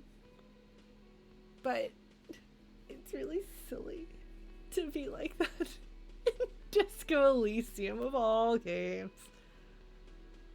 Well, no, but the thing is, Ocelot is an absolute weirdo who looks like a weirdo. He is a weirdo. This man thinks he's cool, but he's actually a big dork who looks like a Pokemon. Alright, what else have I got? Do I have any other? Okay. But no, I just looked at that. And that gives me shivers too. I like shivers. Why was I... Oh. I should wear my shivers clothes some more. Physical instrument, no thanks. Conceptualization, suggestion. Drama. Conceptualization seems to be doing okay. Savoir-faire. I'm not very good at that. Alright. Shall we see what a difference that makes?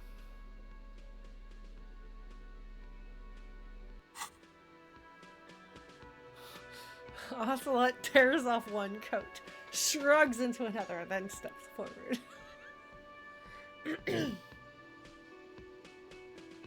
Again? I can't believe this shit. He shakes his head, looking like he really is having trouble believing this shit. He might be wearing a disguise. Drama is so delighted by that. We've got a pretty decent chance. A pretty decent chance, don't you think? Alright. If I get to make fun of him while I'm wearing this really stupid shirt.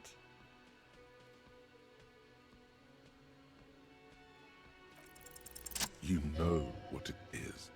It's like the two of you know each other. Just ask him. I was really hoping that I would actually unlock something. But I don't actually think we're able to unlock Ocelot's memories. I think those are gone.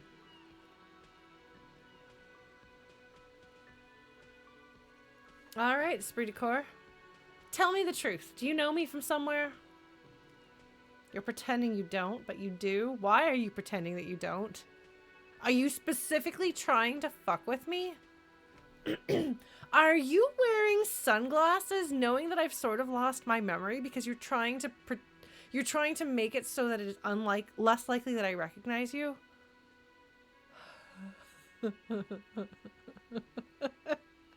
What are you, Clark Kent? Dugtrio? Oh, I definitely know you from somewhere. We're coworkers. Another life. From where? From another life? Oh no, Ocelot. Maybe it would have been better if I didn't succeed. Yes, from another life. A different life. Maybe the life of a police officer belonging to the ranks of the... He pauses. To what station do you think you would belong in this alternate and totally fictional reality?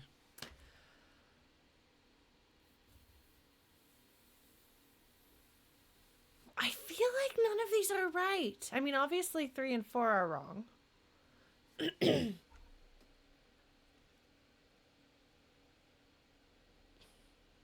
Yes, very mature.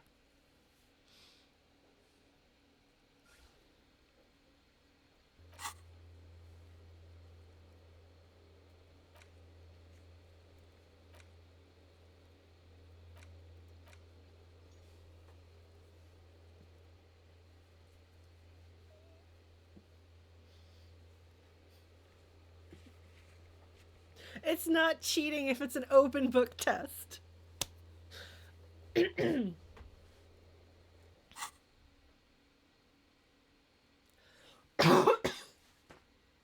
But I do appreciate, I will say, I do appreciate that they give you the 2 that you would be like, oh, I recognize these.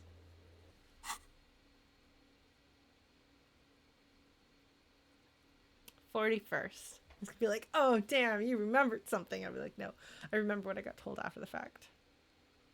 Okay. Okay, that's plausible. That's entirely plausible. Now we're really getting somewhere. The man sounds genuinely excited. He's like, oh, you might remember something. Great, good. He gives you a long, meaningful look. Oh, good. And adds, Somewhere good. let's talk more about that hypothetical Station 41 you mentioned.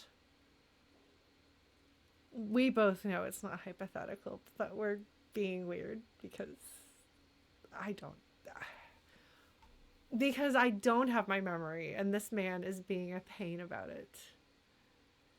He's kind of a butt. I think he's a butt. Let's talk about that hypothetical Station 41 you mentioned. Okay. Oh, the dialogue didn't trigger. Okay. Oh, the hypothetical 4-1. Yeah, let's fantasize about that. He blinks aggressively. I'm not busy. You're not busy. Let's just play around. I'm going to ask all these questions. So what would our relationship be in this alternate universe?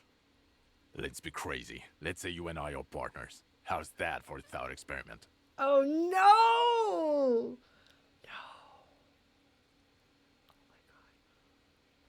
One, like partners in crime, or no. 2, you seem like a cool guy. I'd love to have you as my partner.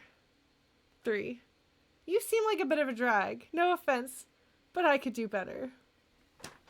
4, Kim's cooler than you. Okay, this man is clearly going out of his way to be a jackass. Now, granted, this is probably if he is in fact Ocelot's partner, which probably was mentioned on the phone call. But neither Ocelot nor I have any functional memory, so we have both forgotten if that is the case. In my defense, it has been at least 3 months in my life since then. I honestly think I'm gonna pick number 4. Because this guy is such an asshole. I can swear. It's Disco Elysium. This guy is such an asshole, and he knows what he's getting into with Ocelot. And also, Kim is cooler.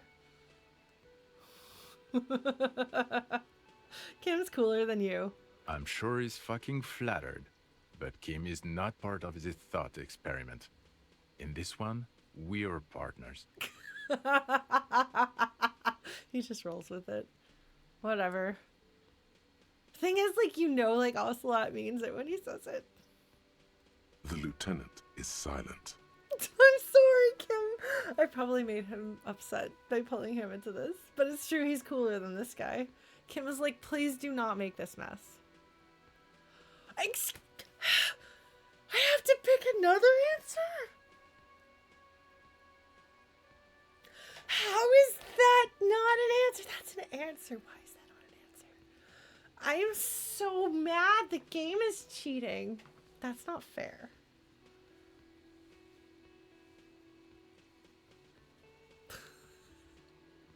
So mean. Well, Kim's gonna be mad at me. He's gonna be like, don't bring me into your precinct's mess. Well.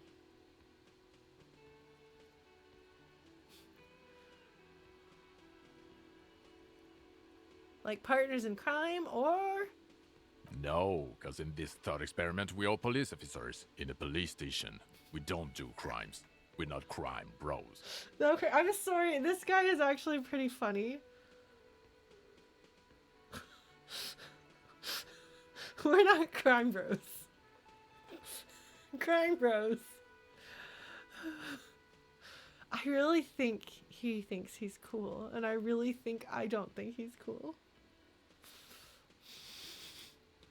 I'm curious if that's going to continue. Is my ex-partner going to be my rival from here on out? Or do I get 2 new party members? Oh my god, I'm going to make them walk around, follow me in a circle, and we're going to do the little like shuffle thing where we walk around and then they have to walk around just like a Phantasy Star. Okay. Come on, stop it. Okay, I don't have to pick another answer from there. Do you have a crime to solve? Oh, no. You see, I enjoy watching other better cops solve crimes. And let me tell you, it's been quite a privilege seeing you work.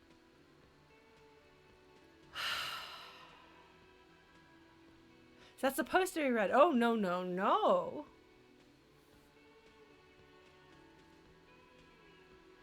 You see, I enjoy watching other better cops solve crimes. Like you. This isn't helping. She says, shaking her head and looking at the man with sunglasses disapprovingly. Who else is in our imaginary police station? You're not going to believe this, but police officers. All right, sir. I will accept you as my rival. Rivalry accepted. Just appears on the screen like Dark Souls style. Yes, sir. Solving crimes, locking up bad guys, and get this, and not getting that drink on at 2 o'clock. Yeah. Just some regular boring motherfuckers in suits and uniforms. Nothing spectacularly extravagant like you, the far-out son of Lung. Far out son of Lung?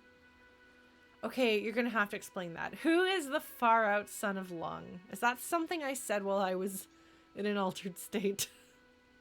Oh, it's you, you eccentric genius. I mean, with your unorthodox approach to police work, it has to be you. Want to tell me more about him or her? Not even a little bit. Great. It's an urban myth about an officer who is so far undercover he can't remember who he is. As I said, just an urban myth. You are not the son of Lang. Far out son of Lung. How on earth is that the name given to an urban myth?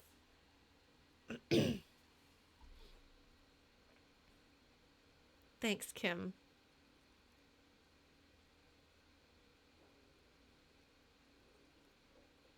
There must be some lingering recognition of that. Because I was like, oh, that must be something that I said. Well, or that Ocelot said while he was drunk. But it's actually this other thing. And so the fact that Ocelot, upon hearing it, is not like, oh, clearly it is me. But it's like him or her, so I guess it may not be me. I feel like something in Ocelot's mind said, like, this is not you. It's interesting.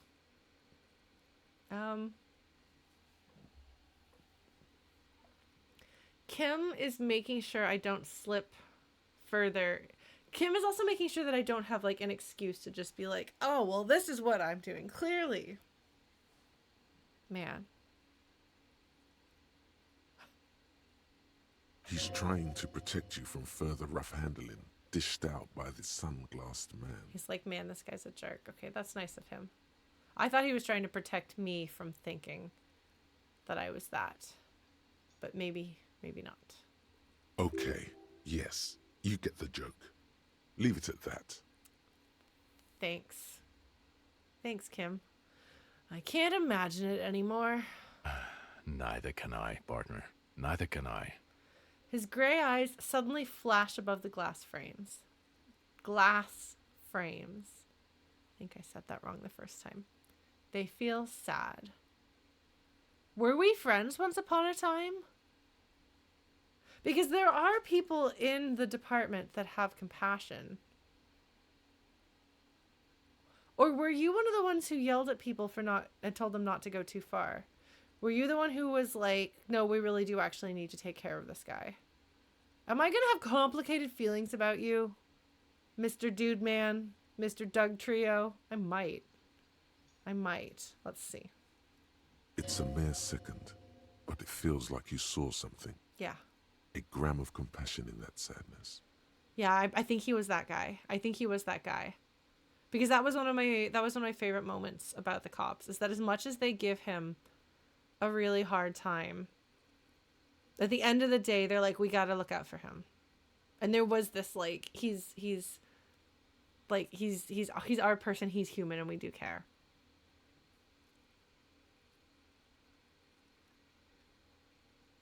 Making it a little bit more complicated, interesting, and sympathetic than just her.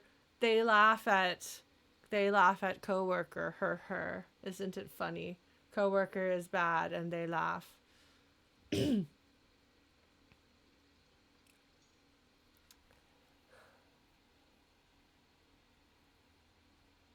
Yeah, because that makes me more interested in this guy. If he's an asshole who does care, that's more interesting. Let's see. Cool shades. Are you wearing a disguise, or do you wear these all the time? Yes, it's a hobby of mine. He looks at you inquisitively. Like, to be fair, if these guys are partners and have been partners for a while, if they maybe knew each other long enough that this guy might actually have some compassion for, like, the man he used to be, it must be absolutely fascinating and bizarre to be like, you really don't know who I am. Wow. As if waiting for some kind of reaction or response. Something to click. It's not happening, though. Who is this guy?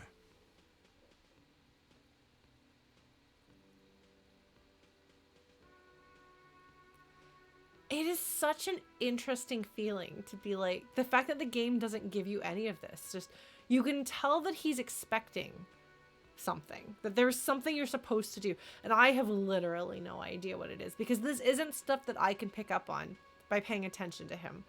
This is knowing each other stuff. These are details that I am not privy to, and neither is Ocelot, apparently.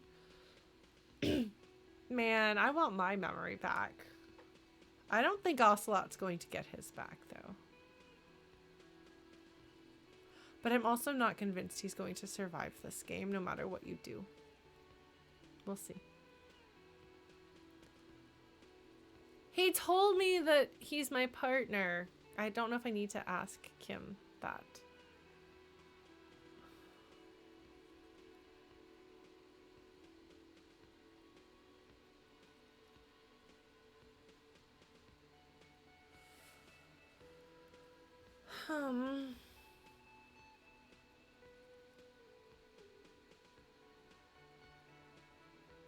I'm trying to decide if I want to go ahead and ask this, because you don't actually have to ask every single question of people. But I think I will. Kim, who is this guy? I'm not getting involved in this. I thought that might happen. It's not my style, he thinks, glancing at the man in sunglasses and the woman beside him. Oh boy, they're mad at him. No wonder. He just doesn't recognize them.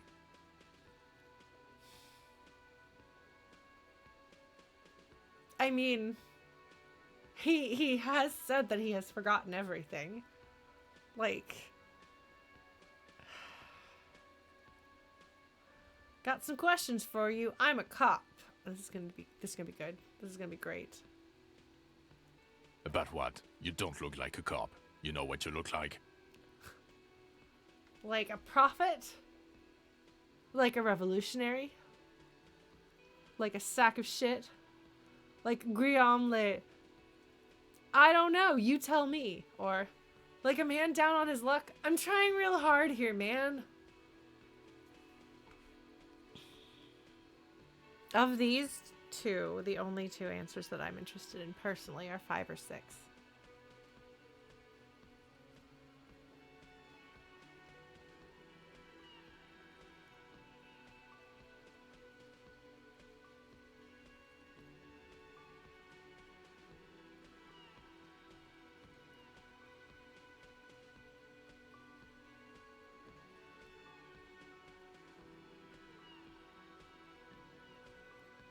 Did I say that wrong? I'm pretty sure it's Guillaume. As close as I can say. Like, you can't expect me to say French things with a French accent. I am American, and unfortunately that carries over into the way that I say things, even when I try to have the right pronunciations.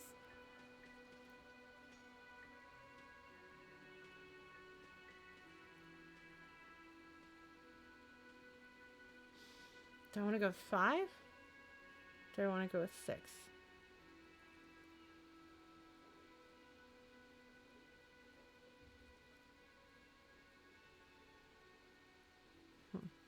There was a kid I tutored a little bit when I was in high school, and he was in elementary school. And he was really upset because I didn't say his name the way that he said it.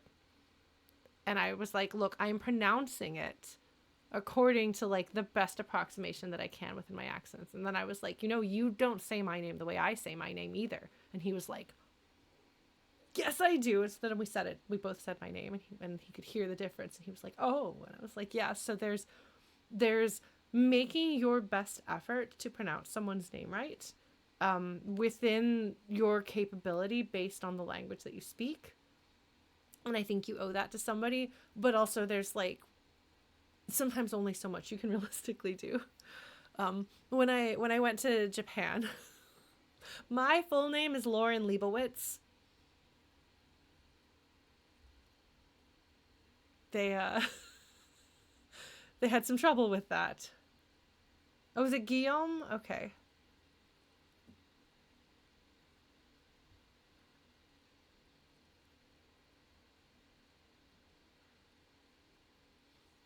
But it is funny, because my roommate is fluent in Spanish because she's Mexican, and I will say words or things that she said, like we're talking about like food or places or things like that, and she's just like, I can tell that you are saying the right word.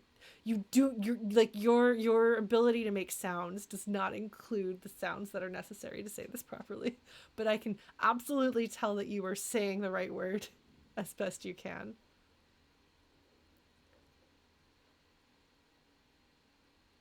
Yeah, no, there is a thought about him. I did actually think at one point that maybe that was Ocelot's secret identity, but I was like, that's too obvious and set up. That's got to be a red herring, and it is a red herring as far as I can tell, because he has another name. Then it's not that, unless he had another name before he was Harry. Are there 3 secret identities going on? We'll see. So do I want to say, I don't know, you tell me? Or like a man down on his luck? I'm trying real hard here, man. Trying real hard here, man. Yes, Mr. Dubois.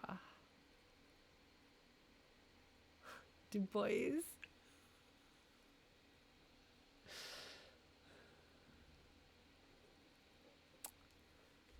Like, I literally cannot roll my R's, and that is a problem. Dubois. Yes, Dubois.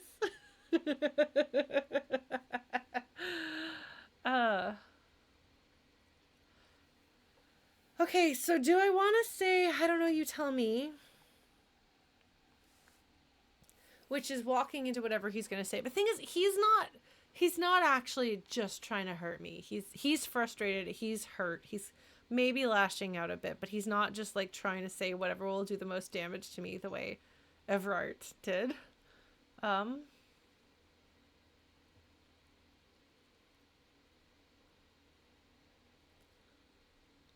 It's kind of funny because like I wonder which of these is closer to the version of me that he knows. Does Harry usually make excuses and say, I'm trying, I promise I'm trying, I'm doing my best? Or does Harry just like, I don't care, man? I think I'm gonna go with, I don't know, you tell me. Because I am trying. And part of trying is trying not to complain about it too. Yeah. I don't know. A sad stack of shit next to someone far more proficient. He doesn't actually have a good comeback. That I don't think that's the line that he was expecting. I think probably Harry, my guess is that probably Harry would be like, it's really hard, man. I'm just doing my best. I just can't do it. And if I picked that answer, he probably would have actually kicked me harder. But I didn't pick that answer. And so he didn't have a kick prepared. That's my read on the situation.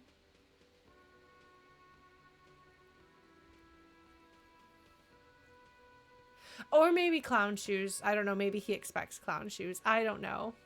Does anyone expect clown shoes? You all had better not expect clown shoes because you know I'm not gonna most of the time. I'm the slowest and most boring least clown shoes Disco Elysium player ever, and that's fine. Now will you answer some questions for me? No. He says calmly, then just keeps staring at you. So I can either say, why not? Don't you have to? Or, fine. I'm gonna say, why not? 'Cause it's not my job. Why don't you go and fucking do yours and solve this damn hanging? If you don't want to answer questions, maybe you want to hear me say things. That's a clown shoes answer, too. Let's talk about something else then.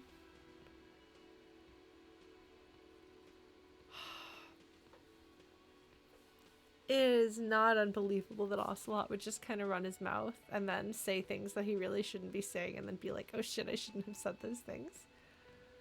Oh, man. I'm trying to take care of you, my friend.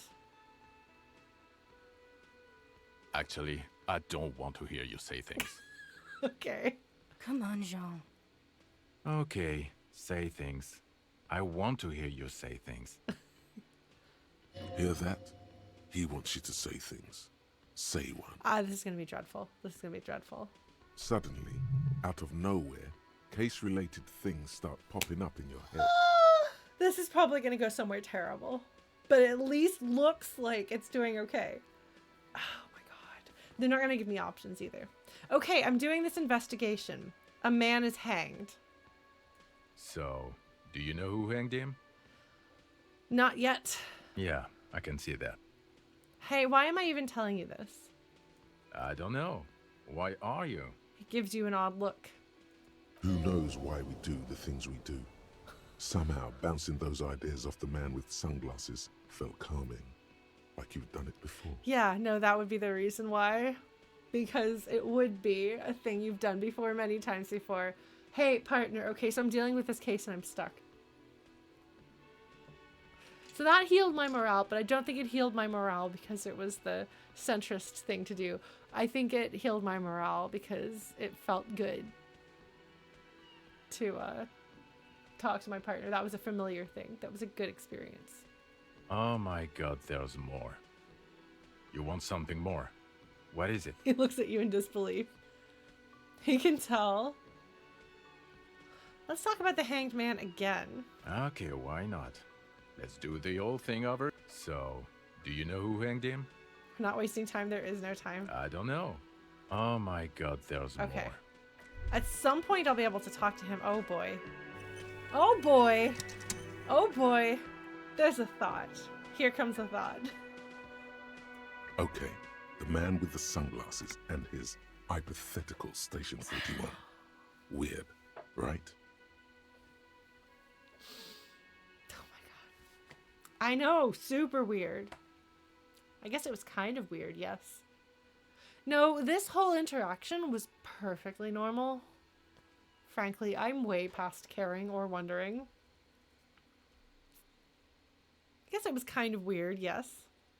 It was kind of weird. Weird because it felt familiar. That doesn't usually happen.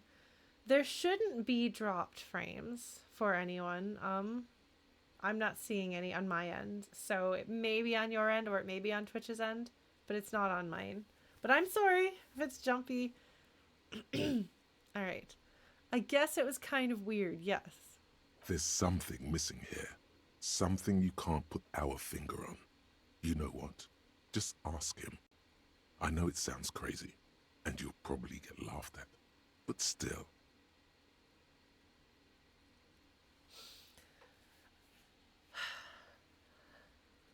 There's a typo there. So first there was a misread, and then there was a typo. So there's a misread where Esprit de Corps left out we're missing. So just there's something missing. And then that's supposed to be put your finger on. And you could hear it in the actor's voice as he was kind of trying to figure out, what do I do here? Why is it phrased like that? So I could either say, I was thinking the same thing. I should just ask him if we're from the same station. We're clearly from oh my god. Ocelot. It's impossible. I don't want to waste my time. You'll probably get laughed at, but maybe I'll get something back. I was thinking the same thing. I should just ask him if we're from the same station. Yes, just cross it off the list. It's probably not true, though. What? Why not?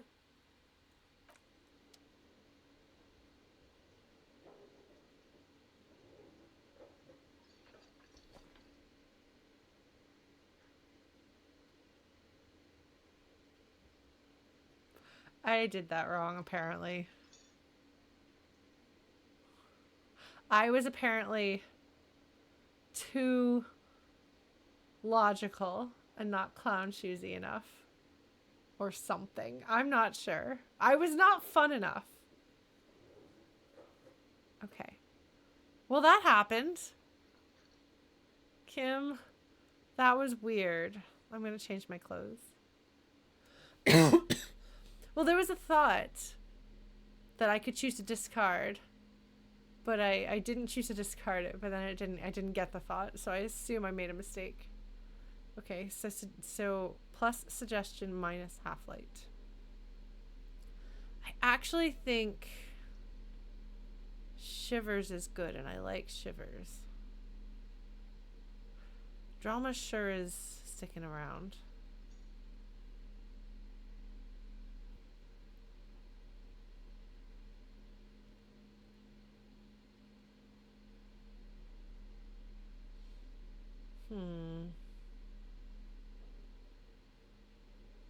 Yeah, I guess we'll stick. We'll keep Shivers. We're gonna walk around looking super cool. Okay.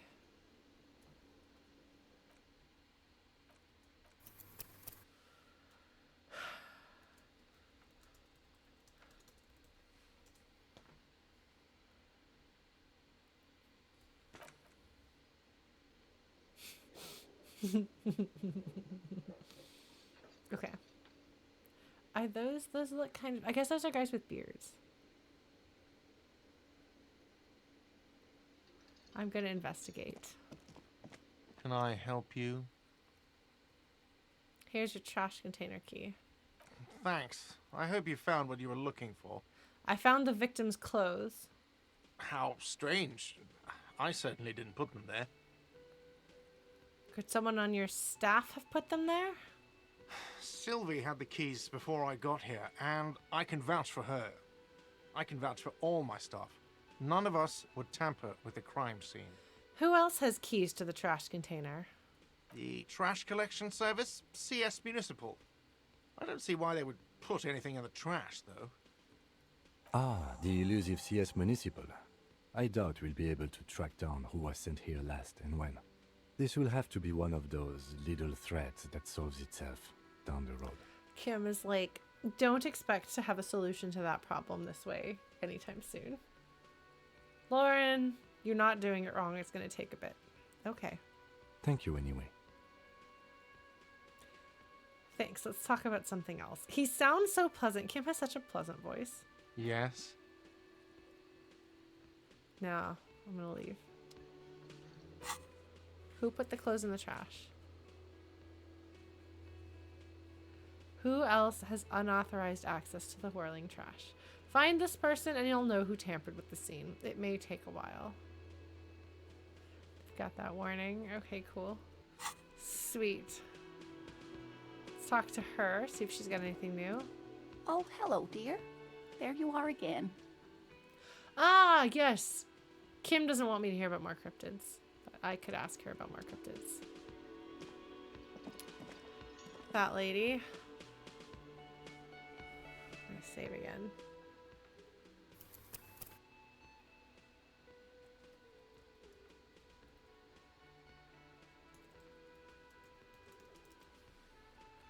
This is the question.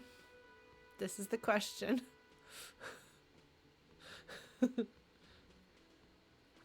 Hi, Phil.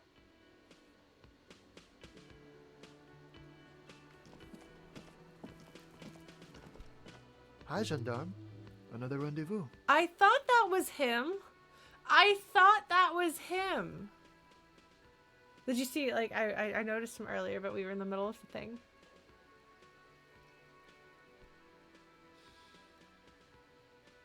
There's only one right answer here. Hello. Adjust your shine. There he is again. The smoker on the balcony. Right here in the whirling in rags. Alright, so I have to adjust my tie. Ocelot has no idea who's doing it, but Kim will be like... Hello, hello. So what brings you here?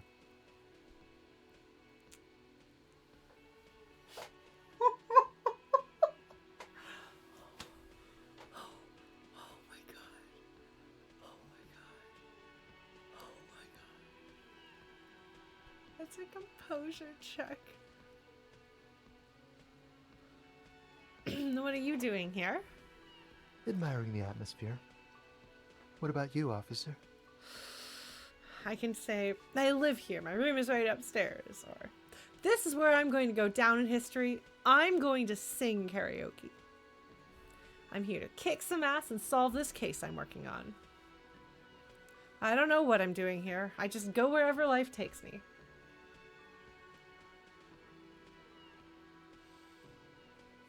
Admiring the atmosphere. What are you up to, Martin Martinez?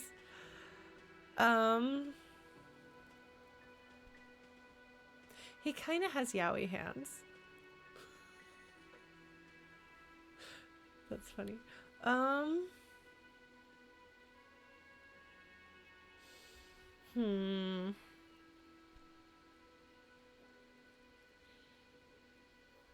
It's like an art style, like, stereotype that one can make. I don't know if it's still true or not, but... What? I saw a thing that somebody posted, I think on Discord, that was like the equivalent of yaoi hands on the other side is shoujo legs, and I was like, that's true. That's very true. They're both very silly. I could, but I'm going to embarrass us in front of Martin Martinez. That is definitely gonna happen. Ocelot is not gonna keep his cool. Well, there are enough videos to keep you busy for a week. Well, hello and welcome to the live experience. Oh man, we're gonna make Ocelot flirt with a boy, but he won't realize that's what he's doing, and he's gonna be really bad at it. All right. So one is the like, I'm really inane and don't know what to say because pretty boy answer. 2 and 3 are both trying to be impressive in some capacity. 4 is, I'm going to shoot myself in the foot because I'm a self-destructive Ocelot. Okay, so like, if I were writing this story, the answer would be 2. This is where I'm going to go down in history. I'm going to sing karaoke because you say this, this idea pops into your head. You're trying to impress him. You know he's a theater kid. Then you say this and you're like, oh shit, I'm really going to have to sing karaoke, aren't I? And he's going to be there. What have I gotten myself into? That's what would happen if this were a fanfic. Which in Ocelot's heart, there is a fanfic being written about him and Martin Martinez right now. Right now.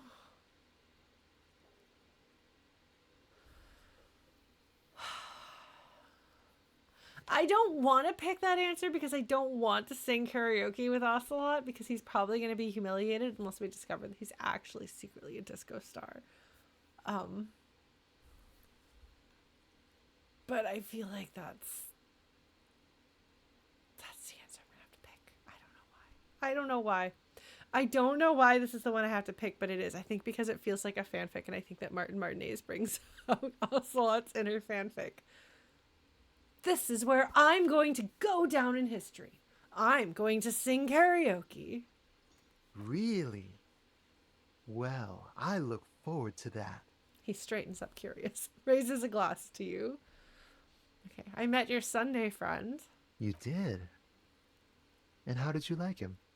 A small smile adorns his face. Just the writing. It's just a little bit purpled up there. A little bit silly and fancy and thinking about pretty boys. Huh, Mr. Ocelot? You were right. He was magical. Magically bureaucratic. I didn't like him as much as I like you. I didn't. He's a government official. I don't trust governments. It is clear that Ocelot does not know how to talk around this boy. So... And I suspect this boy is used to having this effect on people. So...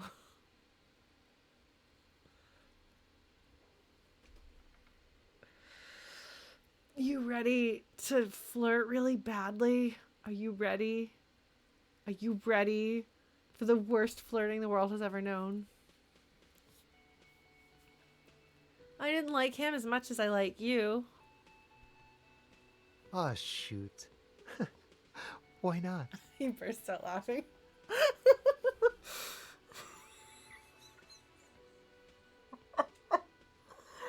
Amazing. Okay, yeah, no, Kim is delighted by this. Kim is just like, oh my god. I am so amused and also so frustrated. Oh man. So I can say, who is he? What are you, you two? Why was he staying at your place in the middle of the night?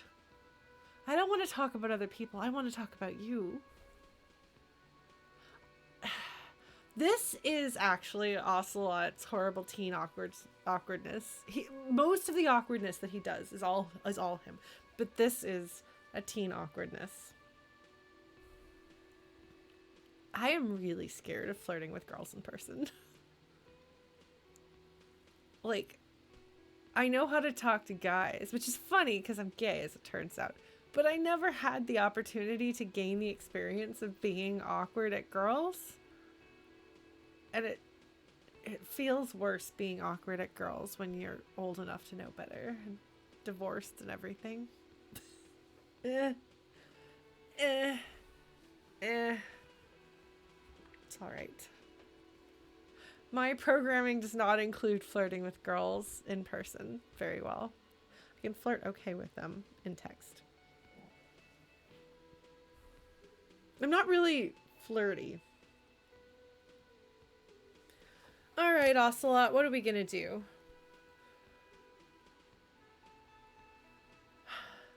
These two kind of come across as a little territorial. Which I'm like, Ocelot, that's not gonna make the boy like you. But Ocelot doesn't know what he's doing. And it's probably been a really long time since anyone or anything got through to him like this, you know? So he's probably gonna be a little more territorial than I think he should be. When did I start kind of role-playing this fellow? I do want to pick 4.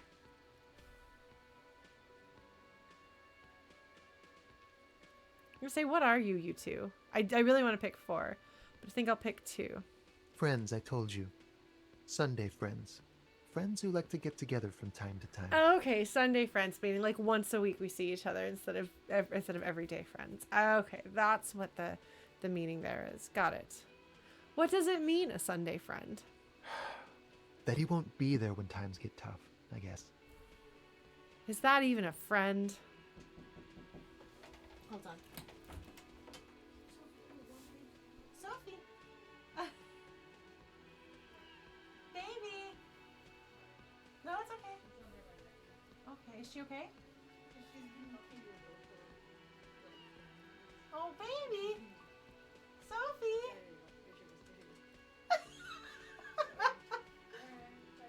Okay, kitten.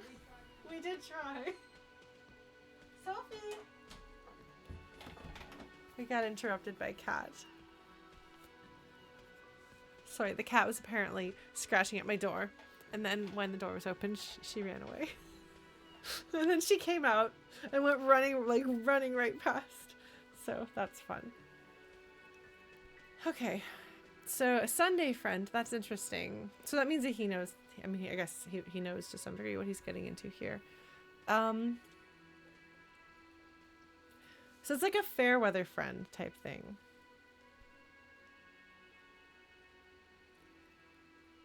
Yes, no, this guy is definitely the dame that's going to be a lot of trouble. If we're doing a noir detective story, yes. Is that even a friend? It is. On Sundays. He smiles. I'll say, who is he? A visitor from the first world. He's not like you and me, gendarme. He can always return. He smiles, and his smile seems melancholic. A visitor from the first world. Right. Return where? To his opportunities in Occident, Sur la Clé. Still, his coming and going brings some life to the village. He breathes in and keeps his lungs filled for a moment before letting it out. Right, so he can just leave this place and go have his thriving life. So he is just coming here to kind of play around and have a good time. Or is it just money? I don't know. He stares at the bar. His coming and going brings money to the village. Yeah, so you don't really have a lot of affection, I don't think. Okay, alright, I'll stretch. Now you can hear me cracking and popping. Alright, stretch to the side, stretch to the other side. And Oh man, my back just cracked and popped. Up. Arms should go over the head. Chances are, if you're like at a computer all the time, it is a little hard to get the arms a little bit back behind your ears. But it's good for you to do that. There we go. We have stretched. You should stretch when I stretch. Doesn't have to be the exact same stretch, but don't hurt yourselves. But stretching is important. Okay. Why was he staying at your place in the middle of the night? That is an inappropriate question, but Ocelot is the man who would ask it, so. He has keys. And he likes the view. To the sea, I mean. He waves gently with a cigarette holding hand. It's like, I'm trying to not make it sound like he just thinks I'm hot and comes to have sex with me. There's other things he likes about this too. All right. So yeah, he just wanders in, admires the view, thinks about how he's going to make things better here in some abstract way, and appreciates this handsome young man.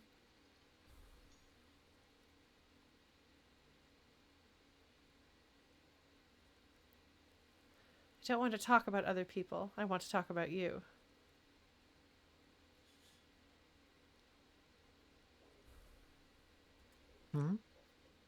What about me, gendarme?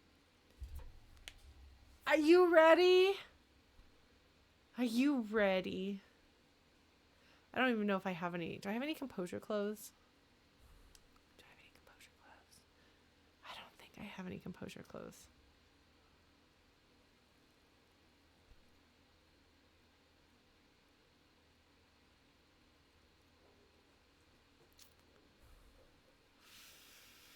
This is clearly, I think, okay.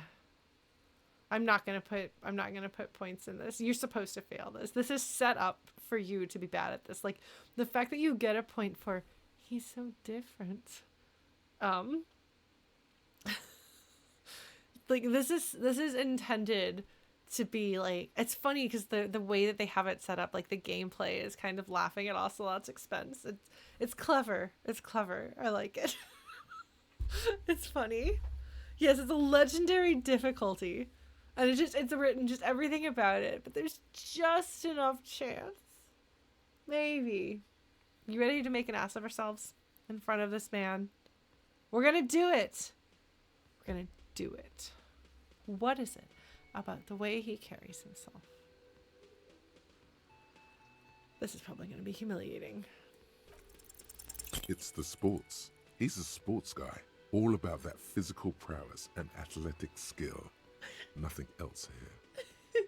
I actually did really well. I almost got it. I almost got it. That's really funny, actually.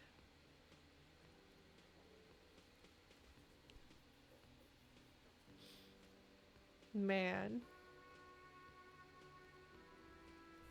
Bye-bye, gendarme.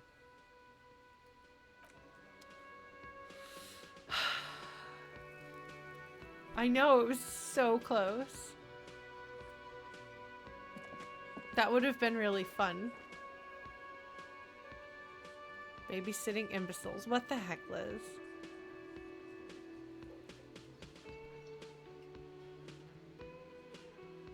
Man.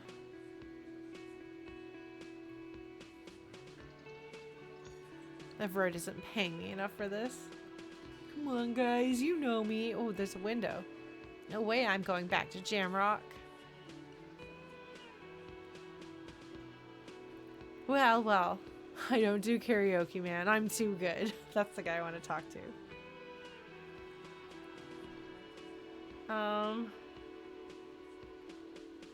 Trigger the heteronormative eject button. Maybe. So I don't know that there's any more conversations that I can have in here that aren't going to be long. And we're like about 10 minutes away from the end of the stream. Partly because I got off to a late start. Maybe there's something new with the chef. We'll go talk to the chef. Well, but Kim doesn't want... The thing is, I think she goes to bed before... The man ponders his cooking utensils and gives you a little nod, acknowledging your presence. Okay. I'm gonna ask this guy. Do you know what's behind that door? Point to the blue door. He looks up at you, then looks away quickly, shrugging and muttering something to himself. He's not gonna mess with this. Shrugging is an international sign for, no, I don't know what's behind that door. Thanks, Composure. Composure's like, I know you missed that last roll by 1 point, but I'll give it to you this time. Thanks, Composure. Alright. Well, that happened. Yeah, because she's a lawyer, right? So she doesn't want to have to dress like that. Well, obviously, I'm going to quit someday, says Martin Martinez. I do wonder what he's doing here.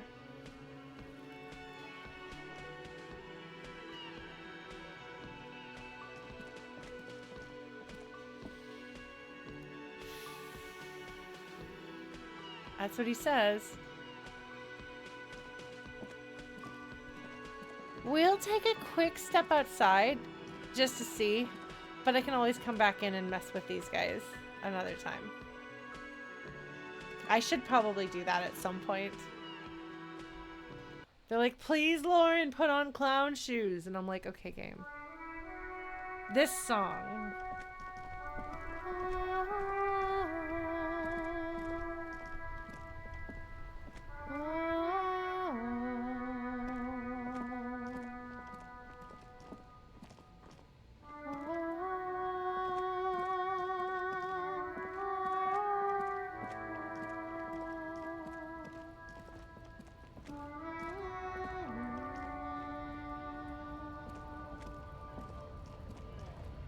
Okay, so over here it looks like we're roughly where we left off. Nothing here seems immediately different, although they might have something different to say since I had Measure Head go do a thing. I have perfect relative pitch, but not perfect absolute pitch. I really want to make a cover of at least the first part of this song, though. So if somebody can hook me up with an MP3 so that I don't have spoilers. Or if you can find somebody, if somebody has sheet music about it, that'd be even better. Or a MIDI that I can reference.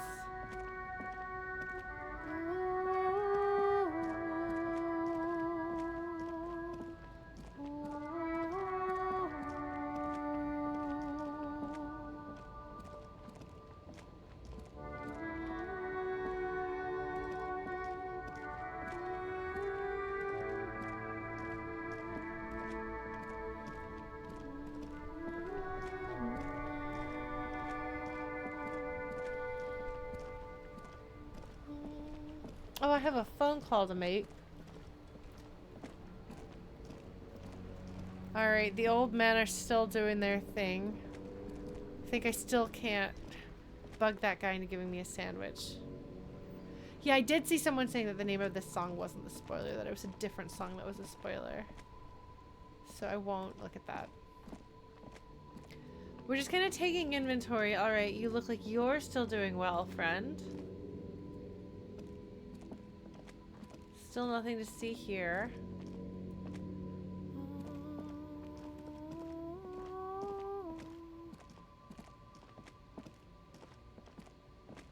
Oh. Oh. Oh. Oh, those guys are here. They were not here before. They must be here to fix the thing. Maybe. Or maybe they're here waiting on the thing. But the thing's supposed to be fixed. And they are near the thing. Fixing the world one waterlock at a time. Okay, there we go. Okay.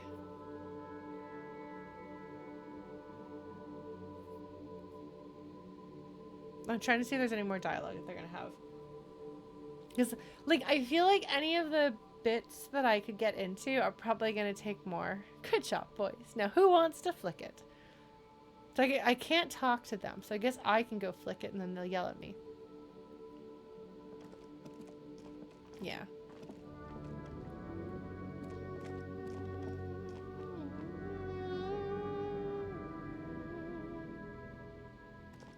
Hey, let the police flick the switch. I can... There's gonna be new areas. I can go to new areas. I can go to new areas next. Okay, hold on. Hold on. Taking inventory. Taking inventory.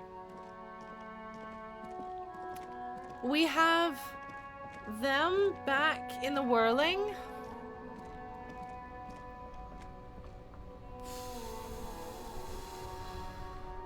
Do we wanna see? The thing is, I'm afraid that the clicking the button is gonna like open up a whole scene. There's still the body in the fridge, that's right, but I don't think I have. I think I need to do something more to get to the point where I feel like I can go back to the body. Okay. Yeah, we can flick it.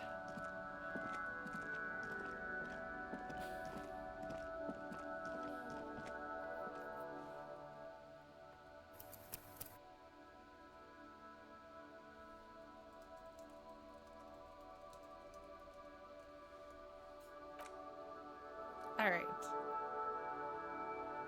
Yes. A rusting control panel with loose wires dangling out from the hole where an indicator light used to be, and a mechanical lever sitting in the middle. Shall we do this, folks? I'm kind of afraid that this might mean that people are going to move and I won't be able to interact with some of them again, but maybe they'll be in new locations. Yes, I pulled the lever. Of course I pulled the lever. Who do you think I am? I think that's just regular trash. I don't think that's pail floating in the water. I think it's just trash. All right. Well, my inclination is to not pull the lever until I've done more stuff around. But I don't think the game will punish me for opening this up right now. I can kind of do things in different orders. And I have a save before it in case it turns out that I regret doing it. So we're going to pull the lever again. You grab the handle and pull the lever up. As soon as the metal connects against the contact pins, you hear a loud clunk. Then, the water lock starts moving. Oh, they animated something. Whoa. They do as little of this as possible because most of their focus is words.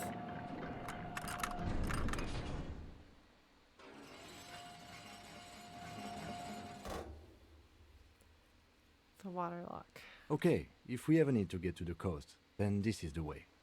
But please, contain your wanderlust for now. I don't want us to get sidetracked, not with everything that's going on. Focus on one thing, achieve it, then the next, he thinks. That's the task chain. Sorry, Kim. So where's the next broken water lock? I don't know, man.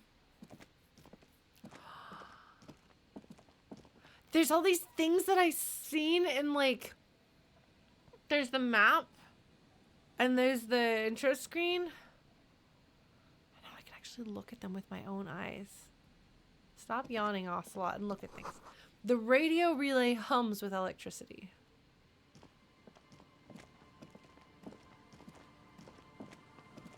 Oh.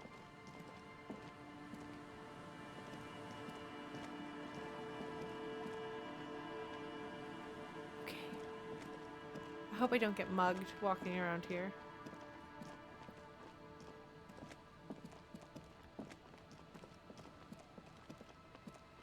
A breaker box to power the radio pylon above you. Maybe there's something inside. Some money. Sweet. Oh, what? Ahead, decades-old concrete defenses. Children play on them now. Oh, wow! Oh, those things that look like giant jacks. I feel like I've seen them before somewhere. Probably in movies that have wave breaks. Oh, there's some bottles. I might get those bottles.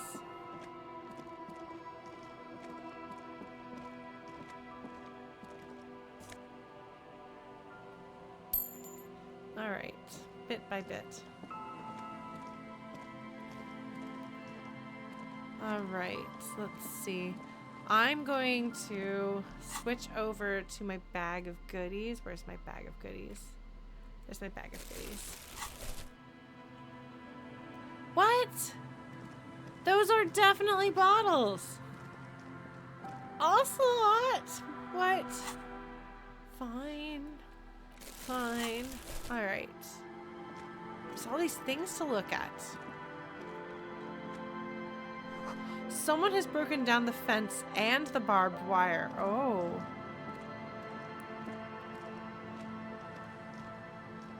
Is that what used to be a swing set?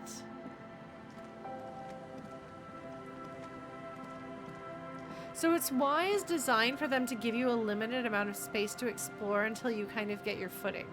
So you're not overwhelmed with everything all at once. The swing is missing. No one's been here for a long time. Okay, so it is a swing set. There's more money here. Glory, says the graffito, to the ghosts of us. So this is an abandoned place.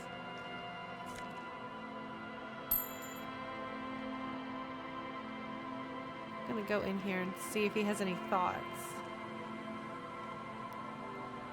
Because sometimes he has thoughts looking around at things, but I don't think we're gonna get one of those. This sounds like the title screen. There we go. There's a thought. Rust peels off the bent iron posts of the swing. The wind whistles through the skeleton of the small house behind you. There's desolation everywhere. It's a very, very small house. Yet someone used to live here, laugh here. Thought it was a good idea to build a swing, even. What happened here? In this yard? The lieutenant looks at the small building. A flock of gray swallows takes off in the distance. He's assessing the situation. How long ago was it abandoned? Someone thought they could have a summer house in a bloc obscur for cheap. It didn't work out. They abandoned it about a decade ago. Wait, what's a block obscure? Does this mean that like a rich person had tried to have a little house in a place where they didn't have to deal with, I don't know, the law? I guess we'll find out. A black bloc. A part of the city left unrenovated after the war. Or one that has fallen to gang violence. Or has become inhospitable in some other way. Okay. On aerial photos, block obscures look like dark squares, hence their name. Yeah, it didn't look like a rich person's place, which is why I was kind of surprised. I was confused about like who would have a summer home, but so this part of the coast is a block obscure? Practically, it's not an official term in any way, but look around. No sewage, broken power lines, crime, drunks. Life is tough in the blocks. It's no place to build a summer house. Maybe they left something useful behind? Yes, for you to pick up as part of the Jamrock Shuffle. This is them calling out the fact that you are a gamer, and this is a video game, and you're going to do some weird things that would look really weird in the real world if they were to happen. It's not meant as nagging, just an observation. We should move. I don't think we will solve the murder with forays into the urban hinterland. At least in this phase of the investigation. All right, thanks, Kim. Kim gives me a hint. Kim's hint is... someone has left their music collection beneath the tarp. Oh. Smallest church in Saint-Saëns. You can inspect that item. Ooh.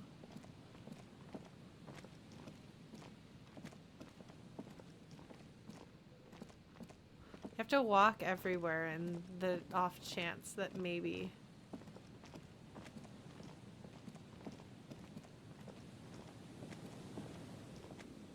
I can inspect that item, that's true. The game really wants me to. The tape you found from a shack on the coast. The A side has smallest church in Saint-Saëns written in it, while the B side is supposed to contain the instrumental version. Requires a boombox to play. Oh. I'm going to sing this, aren't I? It's an instrumental version. That means it's karaoke. Okay. There's no way to listen to the tape without a working tape player or portal reel at hand. But even just holding the tape makes you feel a little sad. Oh no, this is exactly the sad song that he wants. No. A pawn shop would have a tape player. Thanks for your action speed. Okay, well, I don't have any money. Pawn shops require money. I want to look at everything. This is the song I feel like... Wait, there's footsteps. Those are going to be significant eventually. Somebody's got a boat. There's a boat tucked away underneath the tarpaulin cover. Those footsteps are significant. Those footsteps look like they're probably something bigger. They are a creaking ahead, a broken axle grinding. Man, there is some stuff here.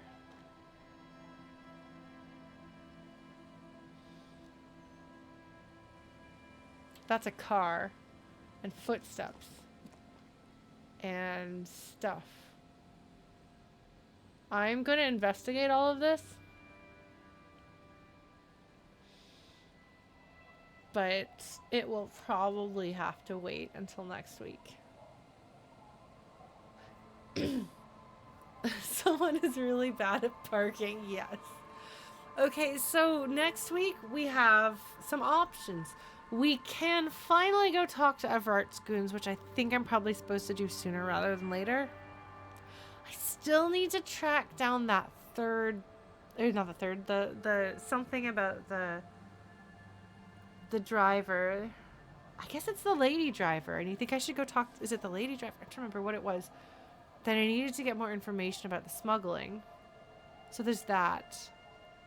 That would be the pale driver, conceivably.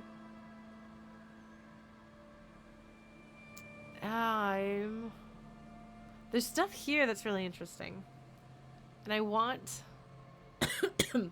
I want to explore it all, but I probably shouldn't. Congratulations, Mrs. Chrono. You're gonna get NaNoWriMo and it's gonna be awesome. We believe in you, Mrs. Chrono.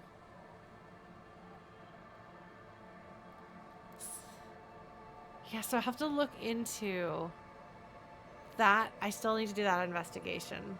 And then there's still the body in the fridge. But I feel like the body in the fridge, I need to have something else before I go back because I'm missing something. And it is either that I've rolled badly, or it's that there's some information I'm going to get externally that will help guide my body autopsy. That's the word. I was like, there's a word for it. Body investigation is a word. It does. So...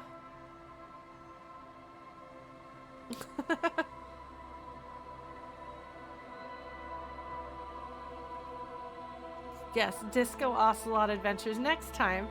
Yeah, no, and there's all this stuff and I'm very curious about it. And the game seems like it's fairly forgiving with time on some of these things. And it seems like it lets you know if time is going to be an issue. So, this sounds like the title screen. This sounds like the title screen song. So that's interesting, and we'll think about that next time. Whether it's different or exactly the same. But like I knew it was going to do that. Okay. Well.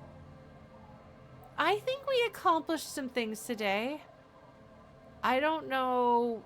I guess we'll probably just call it like night 2, day 3, or morning 3 or something like that. I don't know how to name this stream, but thank you all so much as always for joining me. I know that I am a rambler. This is how I know this theme, is because I'm on the title screen a lot and I hear this a lot while I ramble. Dawn of the Third Day, yes indeed. I will be continuing to stream. I don't leave until the 18th is when I'm flying to Texas. And I will probably do some streaming while I'm in Texas, especially in January, because I'll be in Texas for a while. There will be some time that I miss, like maybe around the holidays, and there will be a time that I'm at MagFest. If you're going to be at MagFest, I am leading a panel, Overcoming Shyness and Making Friends. You should come and make friends. Other than that, I don't know. I don't think there's anything else I need to update. Oh, yes, actually! And I'll talk about this next week, too. There's a concert that I'll be playing next weekend. One of my friends who runs one of the online video game music concerts, I am going to be performing for their holiday show. So I have been trying to get my set list good and ready to go. So if you want to hear me play flute and sing, make sure to come to that. I'll share more information online and on the streams. Yeah, take care of yourselves. Be good. Have a most excellent weekend. And I will see you Tuesday for more One Shot and Thursday for more of this game from now until forever. All right. Good night. Thanks for joining, everybody, and welcome to all of you who came over from YouTube. I hope you had a good time. Bye.